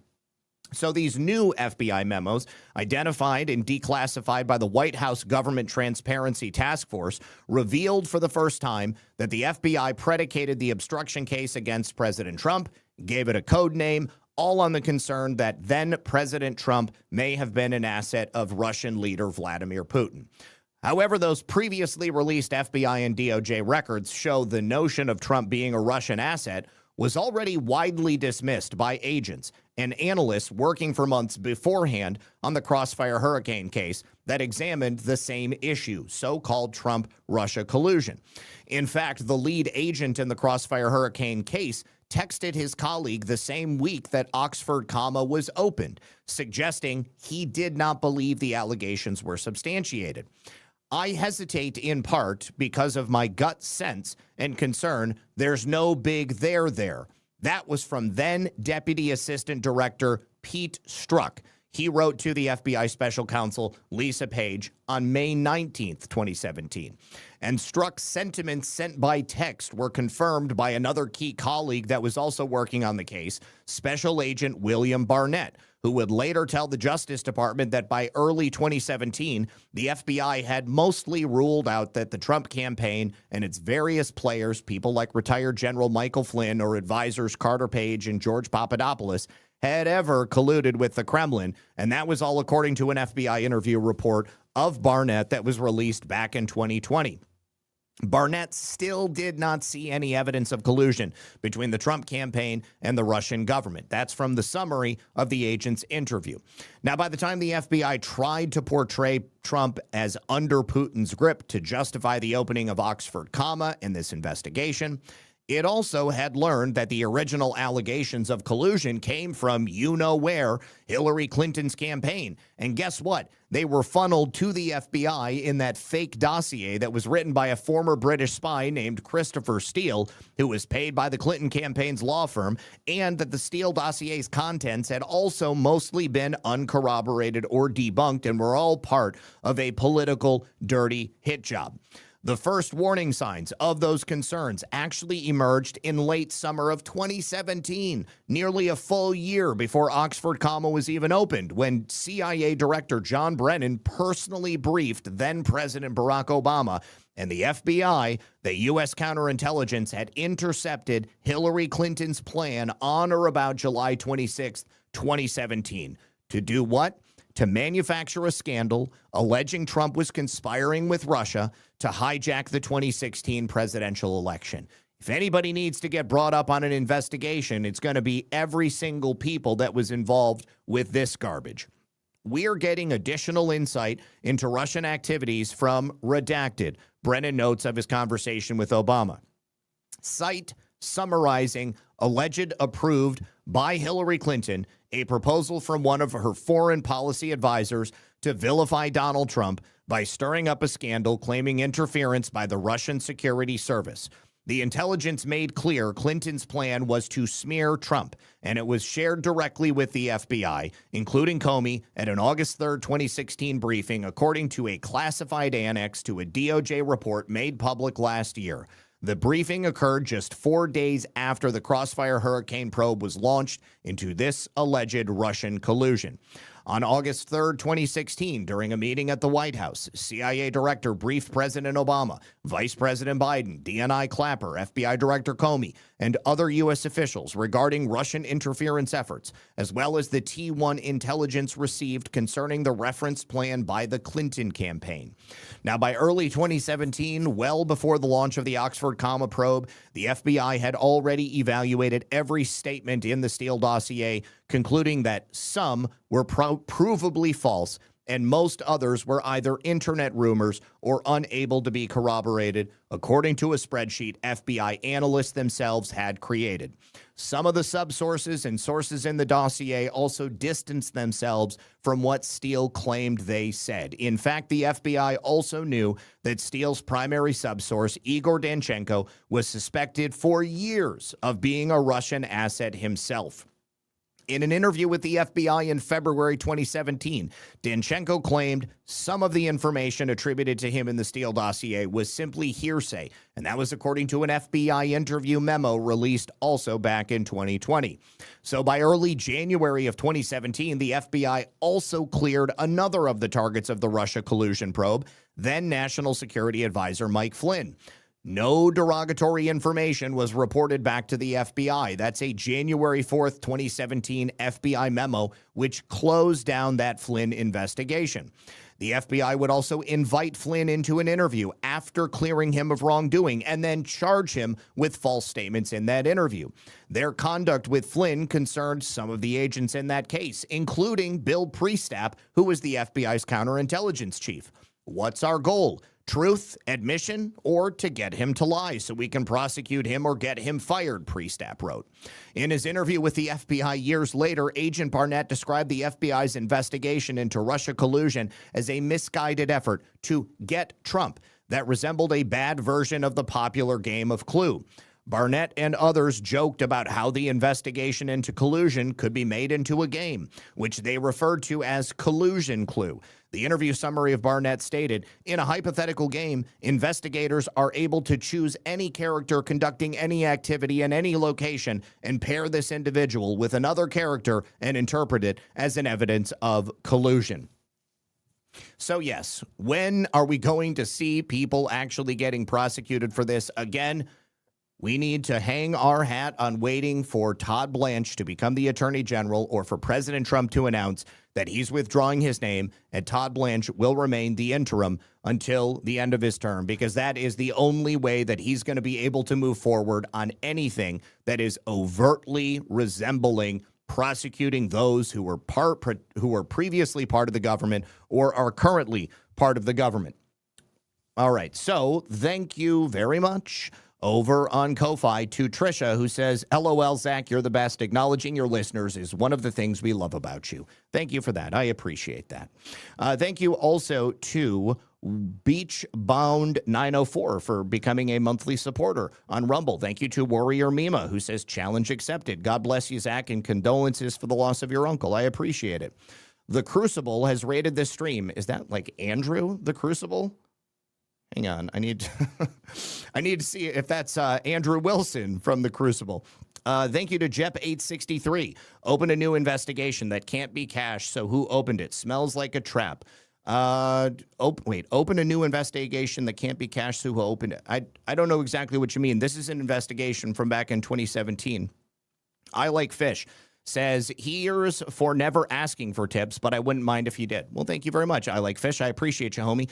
S. Reith, also on Rumble, says, hey, Zach, you are doing great. Here is a small donation since you have to put up with the whiners. Well, thank you for that. Yes, I really do appreciate it. Thank you very much, you guys. Thank you for supporting the show, because if it wasn't for you people donating to help me stay on the air, I wouldn't be able to do it. I'm not monetized on YouTube, so people can't donate on YouTube. But if you want to donate and you watch on YouTube, you can go to ko-fi.com/redpill78. And thank you for enjoying the program, you guys. All right, now, I am about to have somebody on the show. He's a lawyer. He's a civil rights attorney. And we're going to be talking about the proliferation of flock cameras across the United States. This is going to happen next week. It's going to be just a short thing to open up the show with. But the reason that I wanted to have him on is because so many people are concerned about the proliferation of flock cameras. We have them pretty much everywhere, all over the United States right now. And there is a new phenomenon of concerned citizens, patriots, who are taking on flock directly and making the decision to just cut the cameras down. I can't suggest that people do this, but I am not going to complain when people are doing it. I think it's pretty funny. And anyways, a man by the name of Wesley Jackson in a small West Virginia town is being accused by local authorities of cutting down all of the flock cameras in the middle of the night in his town. However, there is a phenomenon of where every single citizen in the small town where he lives, they are all vouching for him and saying that he can't be the person who cut those cameras down because he was with them at the time they were cut down. Take a listen. A wild story tonight where it appears nearly 20,000 people have vouched for the whereabouts of a man accused of destroying flock cameras in West Virginia. Thousands of people have publicly said they were with or saw 20-year-old Wesley Jackson during the time he was accused of the crime, with comments such as, couldn't be him. He was helping me replace the roof on a homeless shelter. And I saw him serving at a soup kitchen at the time of the incident. He has pleaded not guilty to the crimes against him. A wild story. Okay, so we see all of these people commented on the, I believe it was the Facebook for the local police. Tonight, and here, let me turn down the audio. This can't be right. This fellow was helping me rescue 3 sick senior cats from a tree. So kind of him to spend all day helping me. Zoe Smith says, he was saving my neighbor's dog from a fire all day. It couldn't be him. Shaylee Clinton says, couldn't be. He was with me canoeing that day. Chloe Moody says, couldn't be him. He had dinner at my house. Tyler Willis says, couldn't have been him. Been hanging out with him and Silent Bob in front of the Quick Stop Mart in New Jersey all day. Matt Carreri says, couldn't be him. We were out counting blades of grass in the field whenever somebody did this. Ian Hodges says, couldn't be him. He was helping me replace the roof on a homeless shelter. Even handed out meals afterwards. Upstanding guy, 10 out of 10. Somebody says, this man is innocent. I saw him serving soup at a soup kitchen at the time of the incident. Somebody else says he was helping me hand out food and clothes to the homeless. Couldn't have been him. Somebody else says, he was actually, we were actually making out, so he couldn't have done it. Oh, man. But apparently there's over 20,000 comments from people living in the area who are all vouching for him. Now, he has pled not guilty, as we see. So I don't know how they're going to prove that it's him or how they claim it was him. But this is now going to be a very interesting case if nearly the entire town comes out to vouch for him and say that he was physically unable to be cutting down these cameras. God, there's somebody else. This one is Adam Lee Heimerman. He was arrested and charged with 4 counts of felony vandalism for using a gun to shoot and damage the ALPRs from Flock. There's actually a lot of these cases. Like all around the country, people are cutting these down. And of course, Flock is on Twitter, like making public pleas, stating that we're not violating your Fourth Amendment rights. I believe that they are. I think that it's only a matter of time before this is going to be challenged in a pretty significant way. And I am not in favor of flock cameras. Oftentimes, people find that they're pointed directly at their homes. How is that serving the public interest if they're watching your house 24 hours a day? So anyways, thank you very much to everybody who supports the show. S. Wickley, thank you for the can. Filter Dog says they didn't just deliberately misspell Oxford as Oxford. They substituted in a 0 for the O, so it's not comma. Oh, it's comma with a 0. They designed it to fully FOIA request. I know that, but I didn't know that they misspelled comma as well. That's even more diabolical. Brubark says, any word on the Brunson case? Enjoy your visit from your sprout. Thank you. I have heard nothing on the Brunson case. No. Boys Blanc says, bought our winter home in Punta Gorda, Florida today. Offer accepted. Excited. Congratulations. NeverMarriedDating.com over on Rumble says NeverMarriedDating.com. Free to join. World's only dating app website for never married people. All right, there you go. Good luck on your endeavor. NeverMarriedDating.com. All right. Also, we have an announcement on the Oath Keepers case. It was announced several weeks ago that the DOJ was seeking to void all of the cases against the Oath Keepers.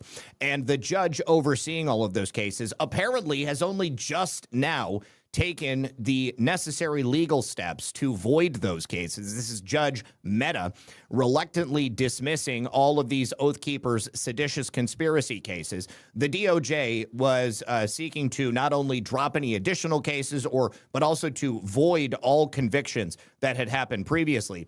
He said the decision was not in the public interest, but binding precedent left him no choice. The court cannot write a different ending.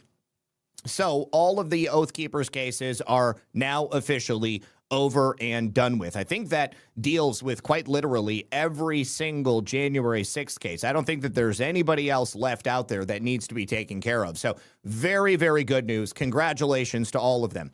All right, now I wanted to check in on this video clip from Christopher Rufo. I've reported on a couple of different instances in Los Angeles and maybe some other Democrat strongholds where they have a major homeless population.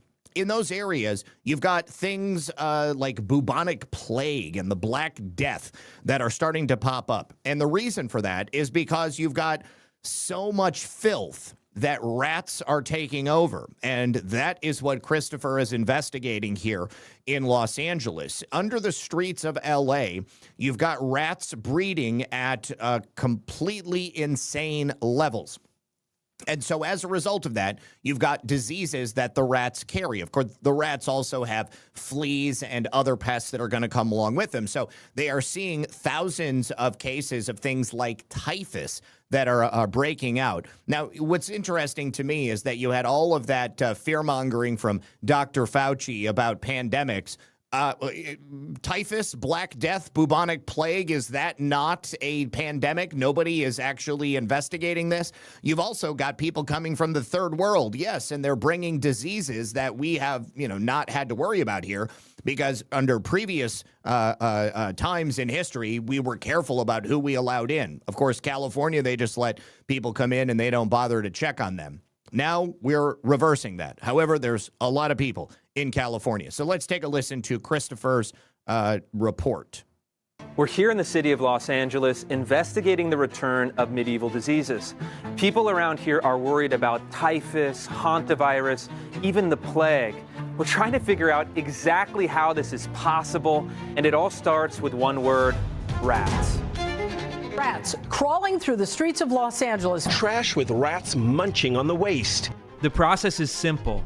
The homeless encampments breed the rats breed the fleas, and those fleas sometimes bite people, infecting them with diseases like typhus. We filed a public records request and discovered that there's been an explosion of typhus in LA. In 2009, there were just 9 reported cases. By 2025, that number had climbed to 220. This might seem like a revenge of nature, but this disaster is man-made. In 2020, California Governor Gavin Newsom signed legislation banning the most effective rat poisons. In 2024, he expanded those restrictions. He banned rat poisons? Sounds like he obviously wanted something like this to happen. Public health emergencies, you know what they end up leading to? Public health money. Taking even more rodenticides off the market. And through our public records request, we discovered that behind the scenes, public health officials admit that they don't have the resources to stop the spread of these diseases. In Santa Monica, we spoke with a resident who found a dead body on the beach and saw that a rat had chewed through one of the victim's feet. We looked over into the encampment.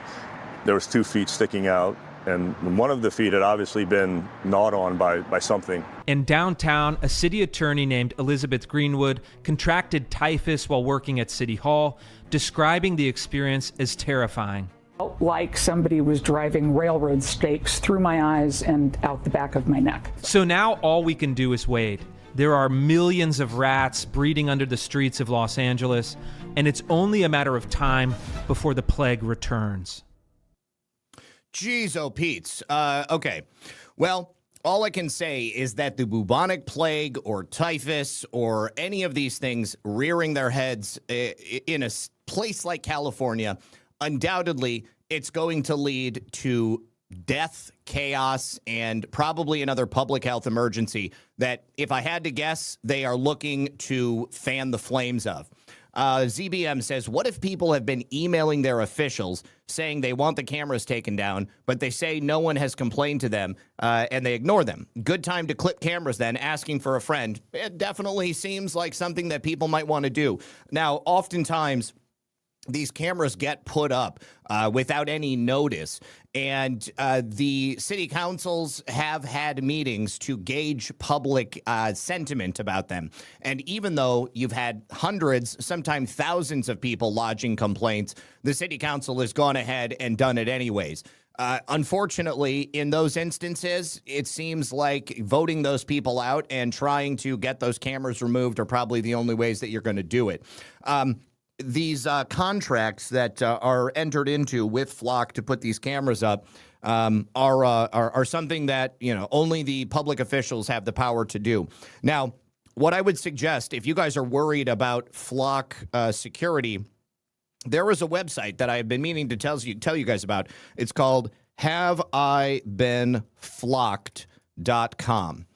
HaveIBeenFlocked.com. So you can go to this website. You can actually subscribe for updates on it, but there is a whole ton of information. Now, the tool in the center, you can put your license plate number in there, and you can check to see if your license plate has been run by Flock, has been tracked by Flock, and it'll also tell you if like police agencies have searched for your information with Flock. I can't tell you how many stories I've told you guys about where police agencies are using the information gathered by Flock to stalk people, girlfriends, boyfriends of ex-girlfriends. So this is something you all might want to go ahead and just put in your bookmarks. HaveIBeenFlocked.com. Fergie says, Zach, you do an amazing job bringing the news that matters and great analysis. Now, when the White Hats, or the Dow, or the White House, the Dow, and other GSM sites put Q confirming posts, i.e. trust the plan, I don't know, I trust it. Thank you so much, Fergie. I really appreciate that.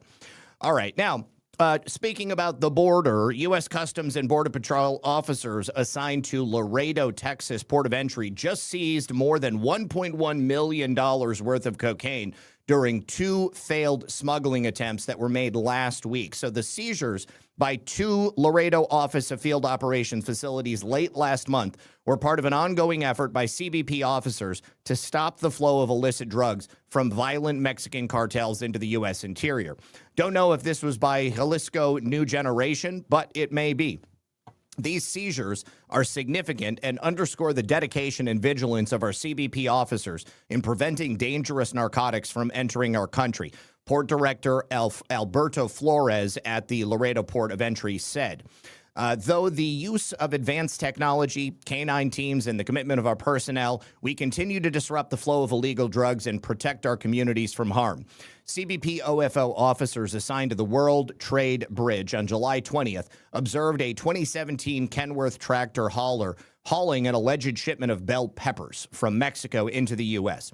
Officers referred the driver, a 31-year-old Mexican male, for secondary inspection. Well, it's a good thing they did, because the tractor actually contained 16 packages of cocaine weighing 37.39 pounds, seized by CBP officers at the bridge. The secondary inspection by canine teams and officers utilizing non-obtrusive examination equipment uncovered anomalies in the tractor's cargo area. A physical search of the tractor led to the discovery of 16 packages of drugs. 2 days later, OFL officers seized that were assigned to the Juarez-Lincoln Bridge in Laredo, then stopped a 37-year-old Mexican citizen who was attempting to enter the U.S. from Mexico. And the officers referred the female Mexican national to another secondary inspection station. This time, they uncovered 22 packages of cocaine. Those packages contained 50.37 pounds of cocaine inside a 2018 Kia Sportage.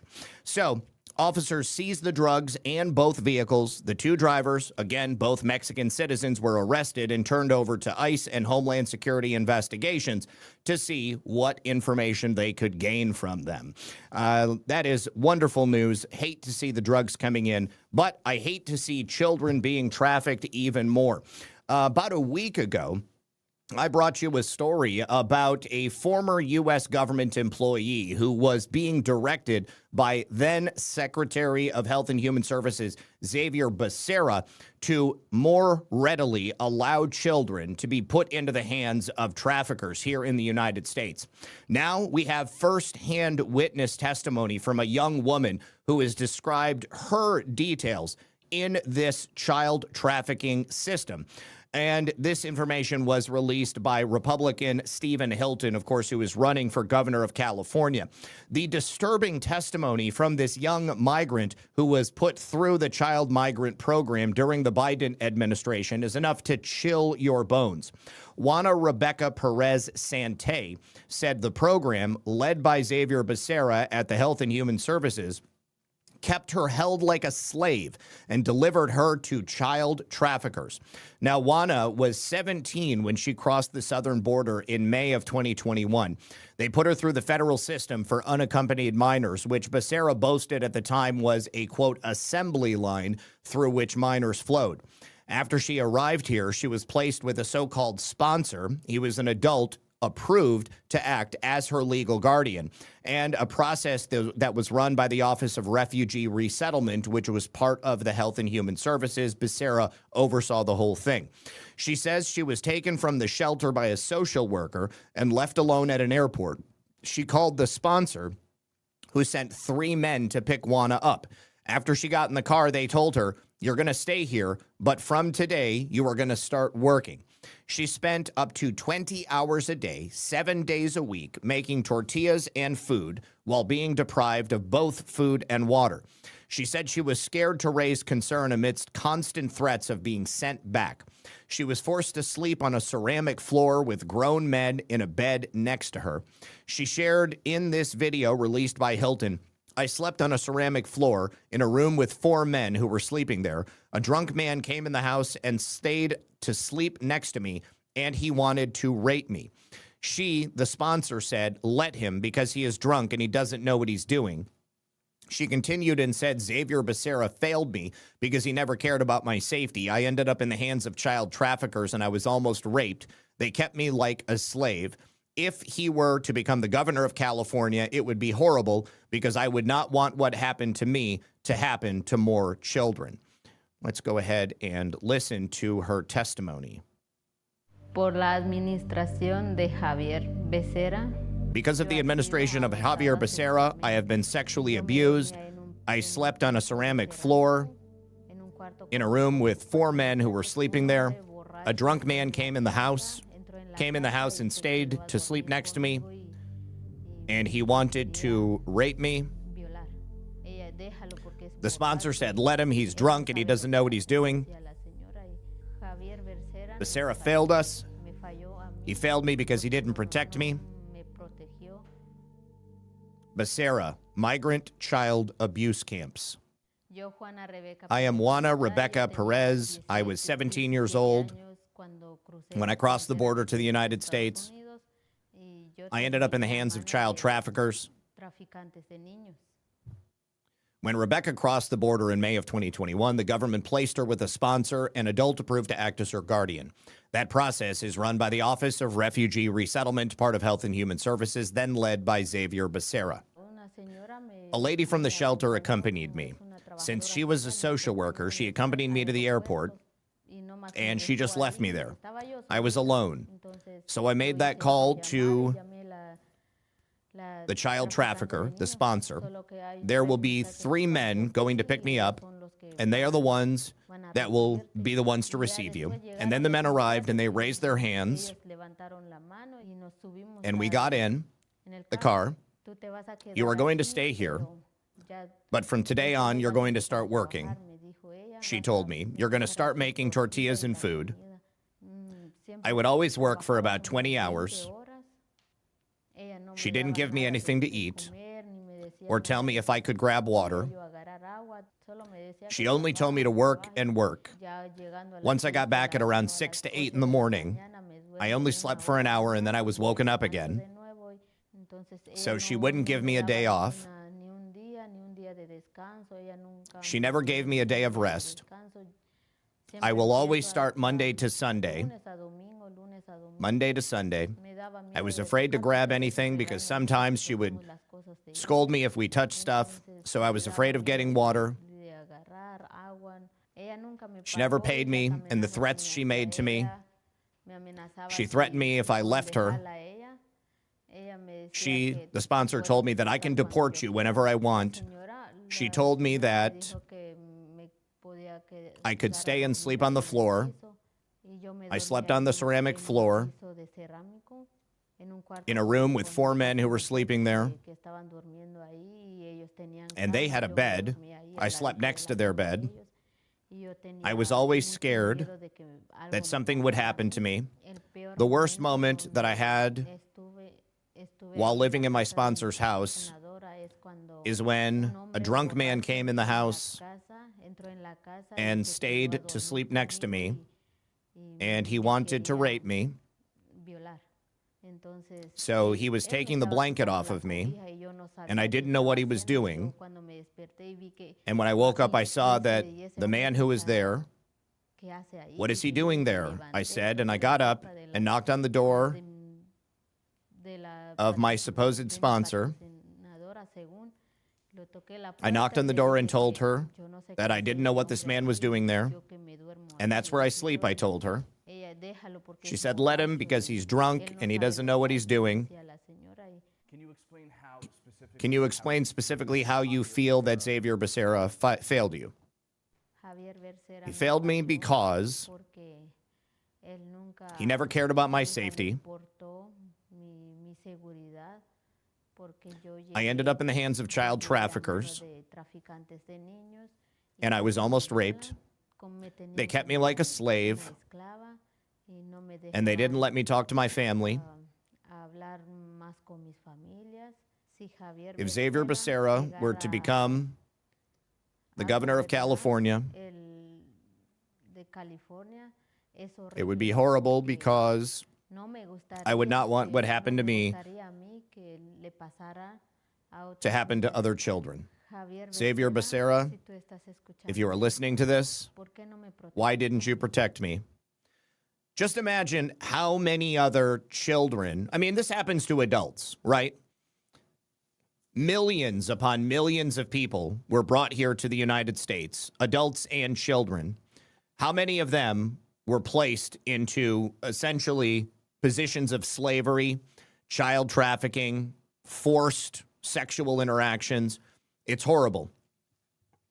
Now, speaking of slavery, it wasn't that long ago that I told you that the Department of Homeland Security was announcing they were stopping dealing with certain Chinese companies. Well, today they announced 43 additional companies to their entity list.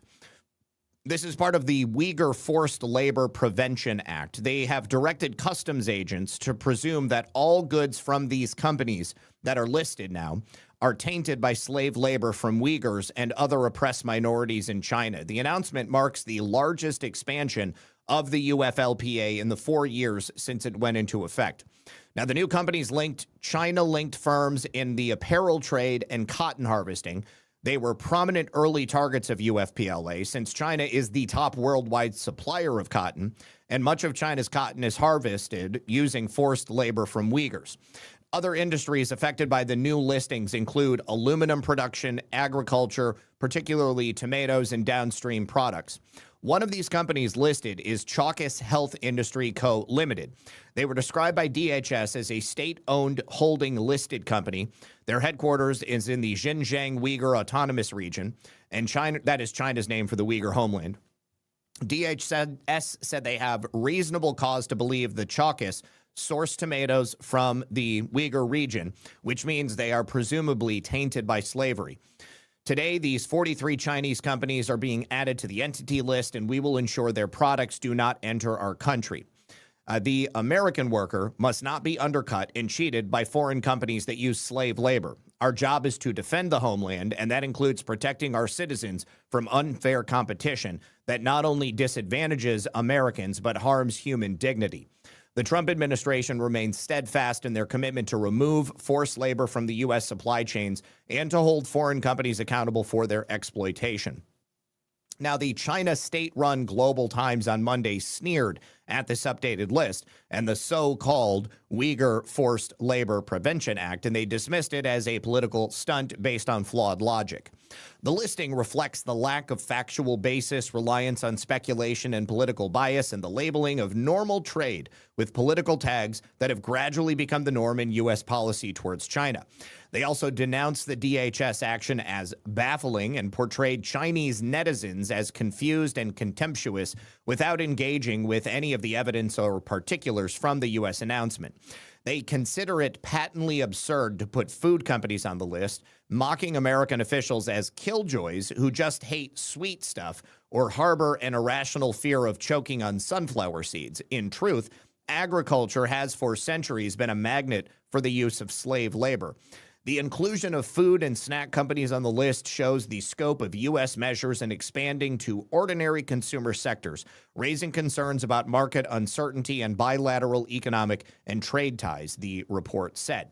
And they expanded the UFPLA list as a betrayal of the candid, in-depth, and constructive talks between U.S. and Chinese trade officials that were held just a day before this announcement was made.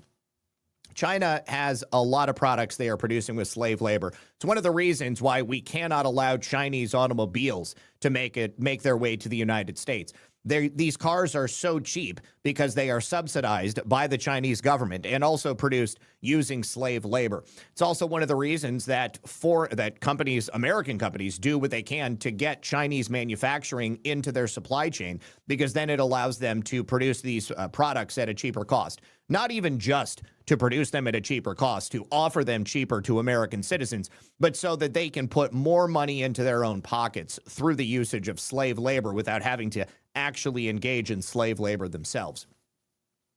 Now, also in relation to immigration, we find that immigration judges are Justice Department employees, and of course, as such, President Trump can help shape immigration policies as a result. The court system in the immigration courts now are enabling for these mass larger deportations to take place.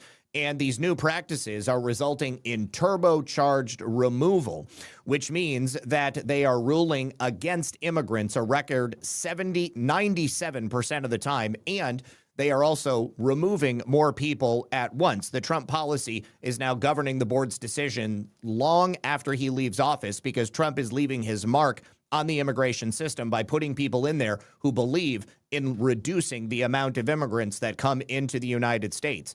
That will undoubtedly help people of future generations to make sure that we're not just allowing mass numbers of people to come in as they were in past administrations. Also related to immigration, the Trump administration will now require prospective immigrants to post six-figure bonds. These bonds will prove that they won't be a burden. The Dominican Republic is the first to get hit with these bonds. So that means those seeking U.S. citizenship will now be required to demonstrate they are capable of having financial independence rather than becoming a burden on our nation. That bond is up to $250,000. That's if they want to obtain a U.S. visa. It's a new pilot program that is aimed at ensuring those who seek a new home in America must have financial means to support themselves without getting taxpayer handouts. The pilot bond program goes into effect Tuesday morning in conjunction with the Department of Homeland Security. Initially, it will apply to certain immigrants only from the Dominican Republic, and it will likely expand to other nations in the future. The State Department has confirmed to the Washington Free Beacon that American consular offices in this Caribbean nation will begin requiring certain immigrants who have been found ineligible on public charge grounds to post a bond with U.S. Citizenship and Immigration Services if they want to be issued an immigrant visa. The public charge designation applies to immigrants who were initially denied a visa over concerns that they cannot financially support themselves and would rely on taxpayer-funded benefits. If they were found to be ineligible initially, the chances of them being able to afford a $250,000 bond are effectively zero. So that means far fewer people will be coming to the United States. Generally, consular offices will have discretion to set the bond amounts, and they will assess them on a case-by-case basis, considering the applicant's particular circumstances. In some of the individual cases being processed this week, real-term results, the bonds are being assessed in the range of $100,000 to $250,000, according to the State Department. Very, very strange. Well, it's the rollout of the program. So we're starting with countries that are, that we have already been having issues with. So you do it beginning with the Dominican Republic, you show how it works, and then you roll it out to every other country after that. Undeniably, the Dominican Republic is going to be one of those countries that comes here and then they immediately get on welfare. This will happen to other countries as well. As part of this comprehensive initiative, a State Department official said, the department is implementing a long-standing legal authority under the Immigration and Nationality Act to require certain visa applicants, those who are otherwise ineligible for a visa because they are likely to become a public charge, to post a bond as a way of tangibly demonstrating they have access to the funds needed to support themselves. The State Department says these bonds will help protect American public benefits programs from the financial burden of foreigners who arrive with major medical expenses or other needs. So the program is being implemented under existing legal authorities granted by the Immigration and Nationality Act that allows certain visa applicants who would otherwise be ineligible to post a bond as a way to tangibly demonstrate they have the access to funds to support themselves. The initiative comes as the Trump administration and its GOP allies are attempting to stem the flow of taxpayer cash to new arrivals who enter the country with no financial resources and might seek to take advantage of government welfare. Immigrating to the United States is a privilege, not a right. Those who seek to obtain that privilege must be capable of demonstrating that they will be a benefit rather than a burden to our state. The Trump administration is restoring the basic expectation that those who immigrate to the United States should contribute to our society more than they take from it. Under Secretary Rubio's leadership, the Department of State is putting that principle into action. Immigrants consumed around $401.6 billion in welfare benefits and entitlement programs in 2023. The think tank, the Cato Institute, noted that American-born citizens tend to benefit more than their immigrant counterparts. Around $125.2 billion in funding was consumed by non-citizens, and another $310 billion was consumed by naturalized immigrants. The Center for Immigration Studies, meanwhile, relied on government data from 2024 to determine that 51% of households headed by legal immigrants use at least one major welfare program, compared with 37% of U.S.-born households. The report that was released in February stated that no one program explains the higher overall use of welfare by immigrants, and noted further that immigrant welfare use is common among both newer arrivals and established immigrants. For households headed by an immigrant in the United States for less than 10 years, 48% accessed one or more programs. 54% of those in the United States for 10 years or more did the same. So the State Department maintains their bond program will offer a second chance to those immigrants who were already denied a visa due to their financial status. Those applicants who have the resources to pay their own way will now have an additional option to demonstrate their self-sufficiency and qualify for a visa. The initiative will also help restore standards to our immigration system and protect public assistance resources. The Dominican Republic, whose economy is doing relatively well, but whose population is considerably less wealthy than that of the United States, was chosen for the pilot program based on the scope and scale of immigrant visa operations at the U.S. Embassy in Santo Domingo. So we have our answer why they chose that. Beginning Tuesday, these bonds offered will be presented to certain immigrant visa applicants who were previously found ineligible, and U.S. Citizenship and Immigration Services will determine when the bond can be canceled or if its terms have been breached, and the bond will also be canceled after the 5th anniversary of an immigrant's admission into the United States once they have proven that they did not receive cash public benefit assistance for income maintenance or any long-term institutionalization at government expense. So it is a high motivator for people to come here with a job, with the ability to sustain themselves, and not simply just to get on welfare. Principled Enigma says, I want to thank everybody for responding to the challenge so generously. Bro, you have an amazing group in your chat, and sail with faith into the future. Thank you for that, buddy. I appreciate you. Thank you to everybody who supports the show. All right, now, probably an example of somebody who never should have been allowed to come in, a Haitian migrant who is an illegal, somebody who was paroled by Biden, has now been accused of raping 2 women in Salt Lake City. This man, Moise Santoran, is an illegal from Haiti. He's been arrested by the Salt Lake City Police Department and charged with 2 counts of rape, forcible sexual abuse, object rape, aggravated sexual assault, and forcible sodomy. According to police, on July 18th, he took a woman back to his apartment after being at several bars earlier in the evening, and the woman alleges that he raped her. In another instance, on August 1st, a woman told police she fell asleep at his apartment and she woke up to him raping her. On Tuesday, ICE revealed that Santoran was admitted to the U.S. in September of 23 thanks to Joe Biden's parole pipeline for Haitians. Santoran was only supposed to remain in the U.S. until June of 2025.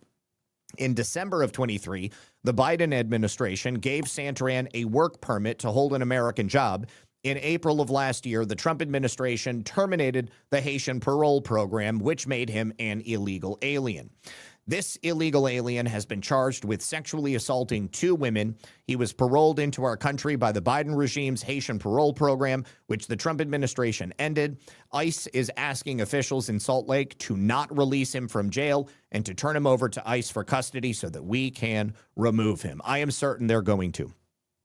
Also, Utah's establishment GOP senator wants to help businesses and investors by doubling the annual inflow of legalized migrants and even giving amnesty to some illegal aliens. This man, Senator John Curtis, would annually welcome 500,000 new migrants plus their family members to serve business as consumers, renters, and cheap labor workers. This man needs to get voted out of office.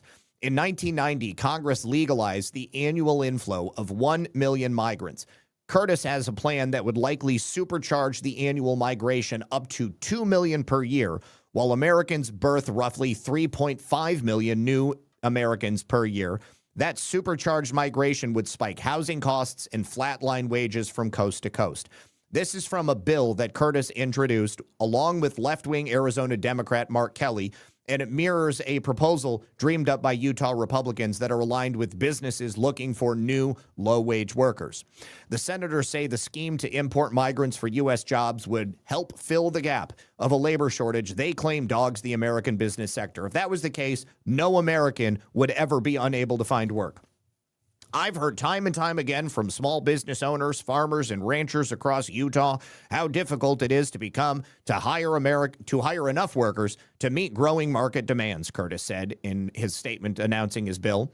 The bill would amend the Immigration and Nationality Act to create a new non-immigrant classification for state-sponsored importation of migrants for a 3-year period.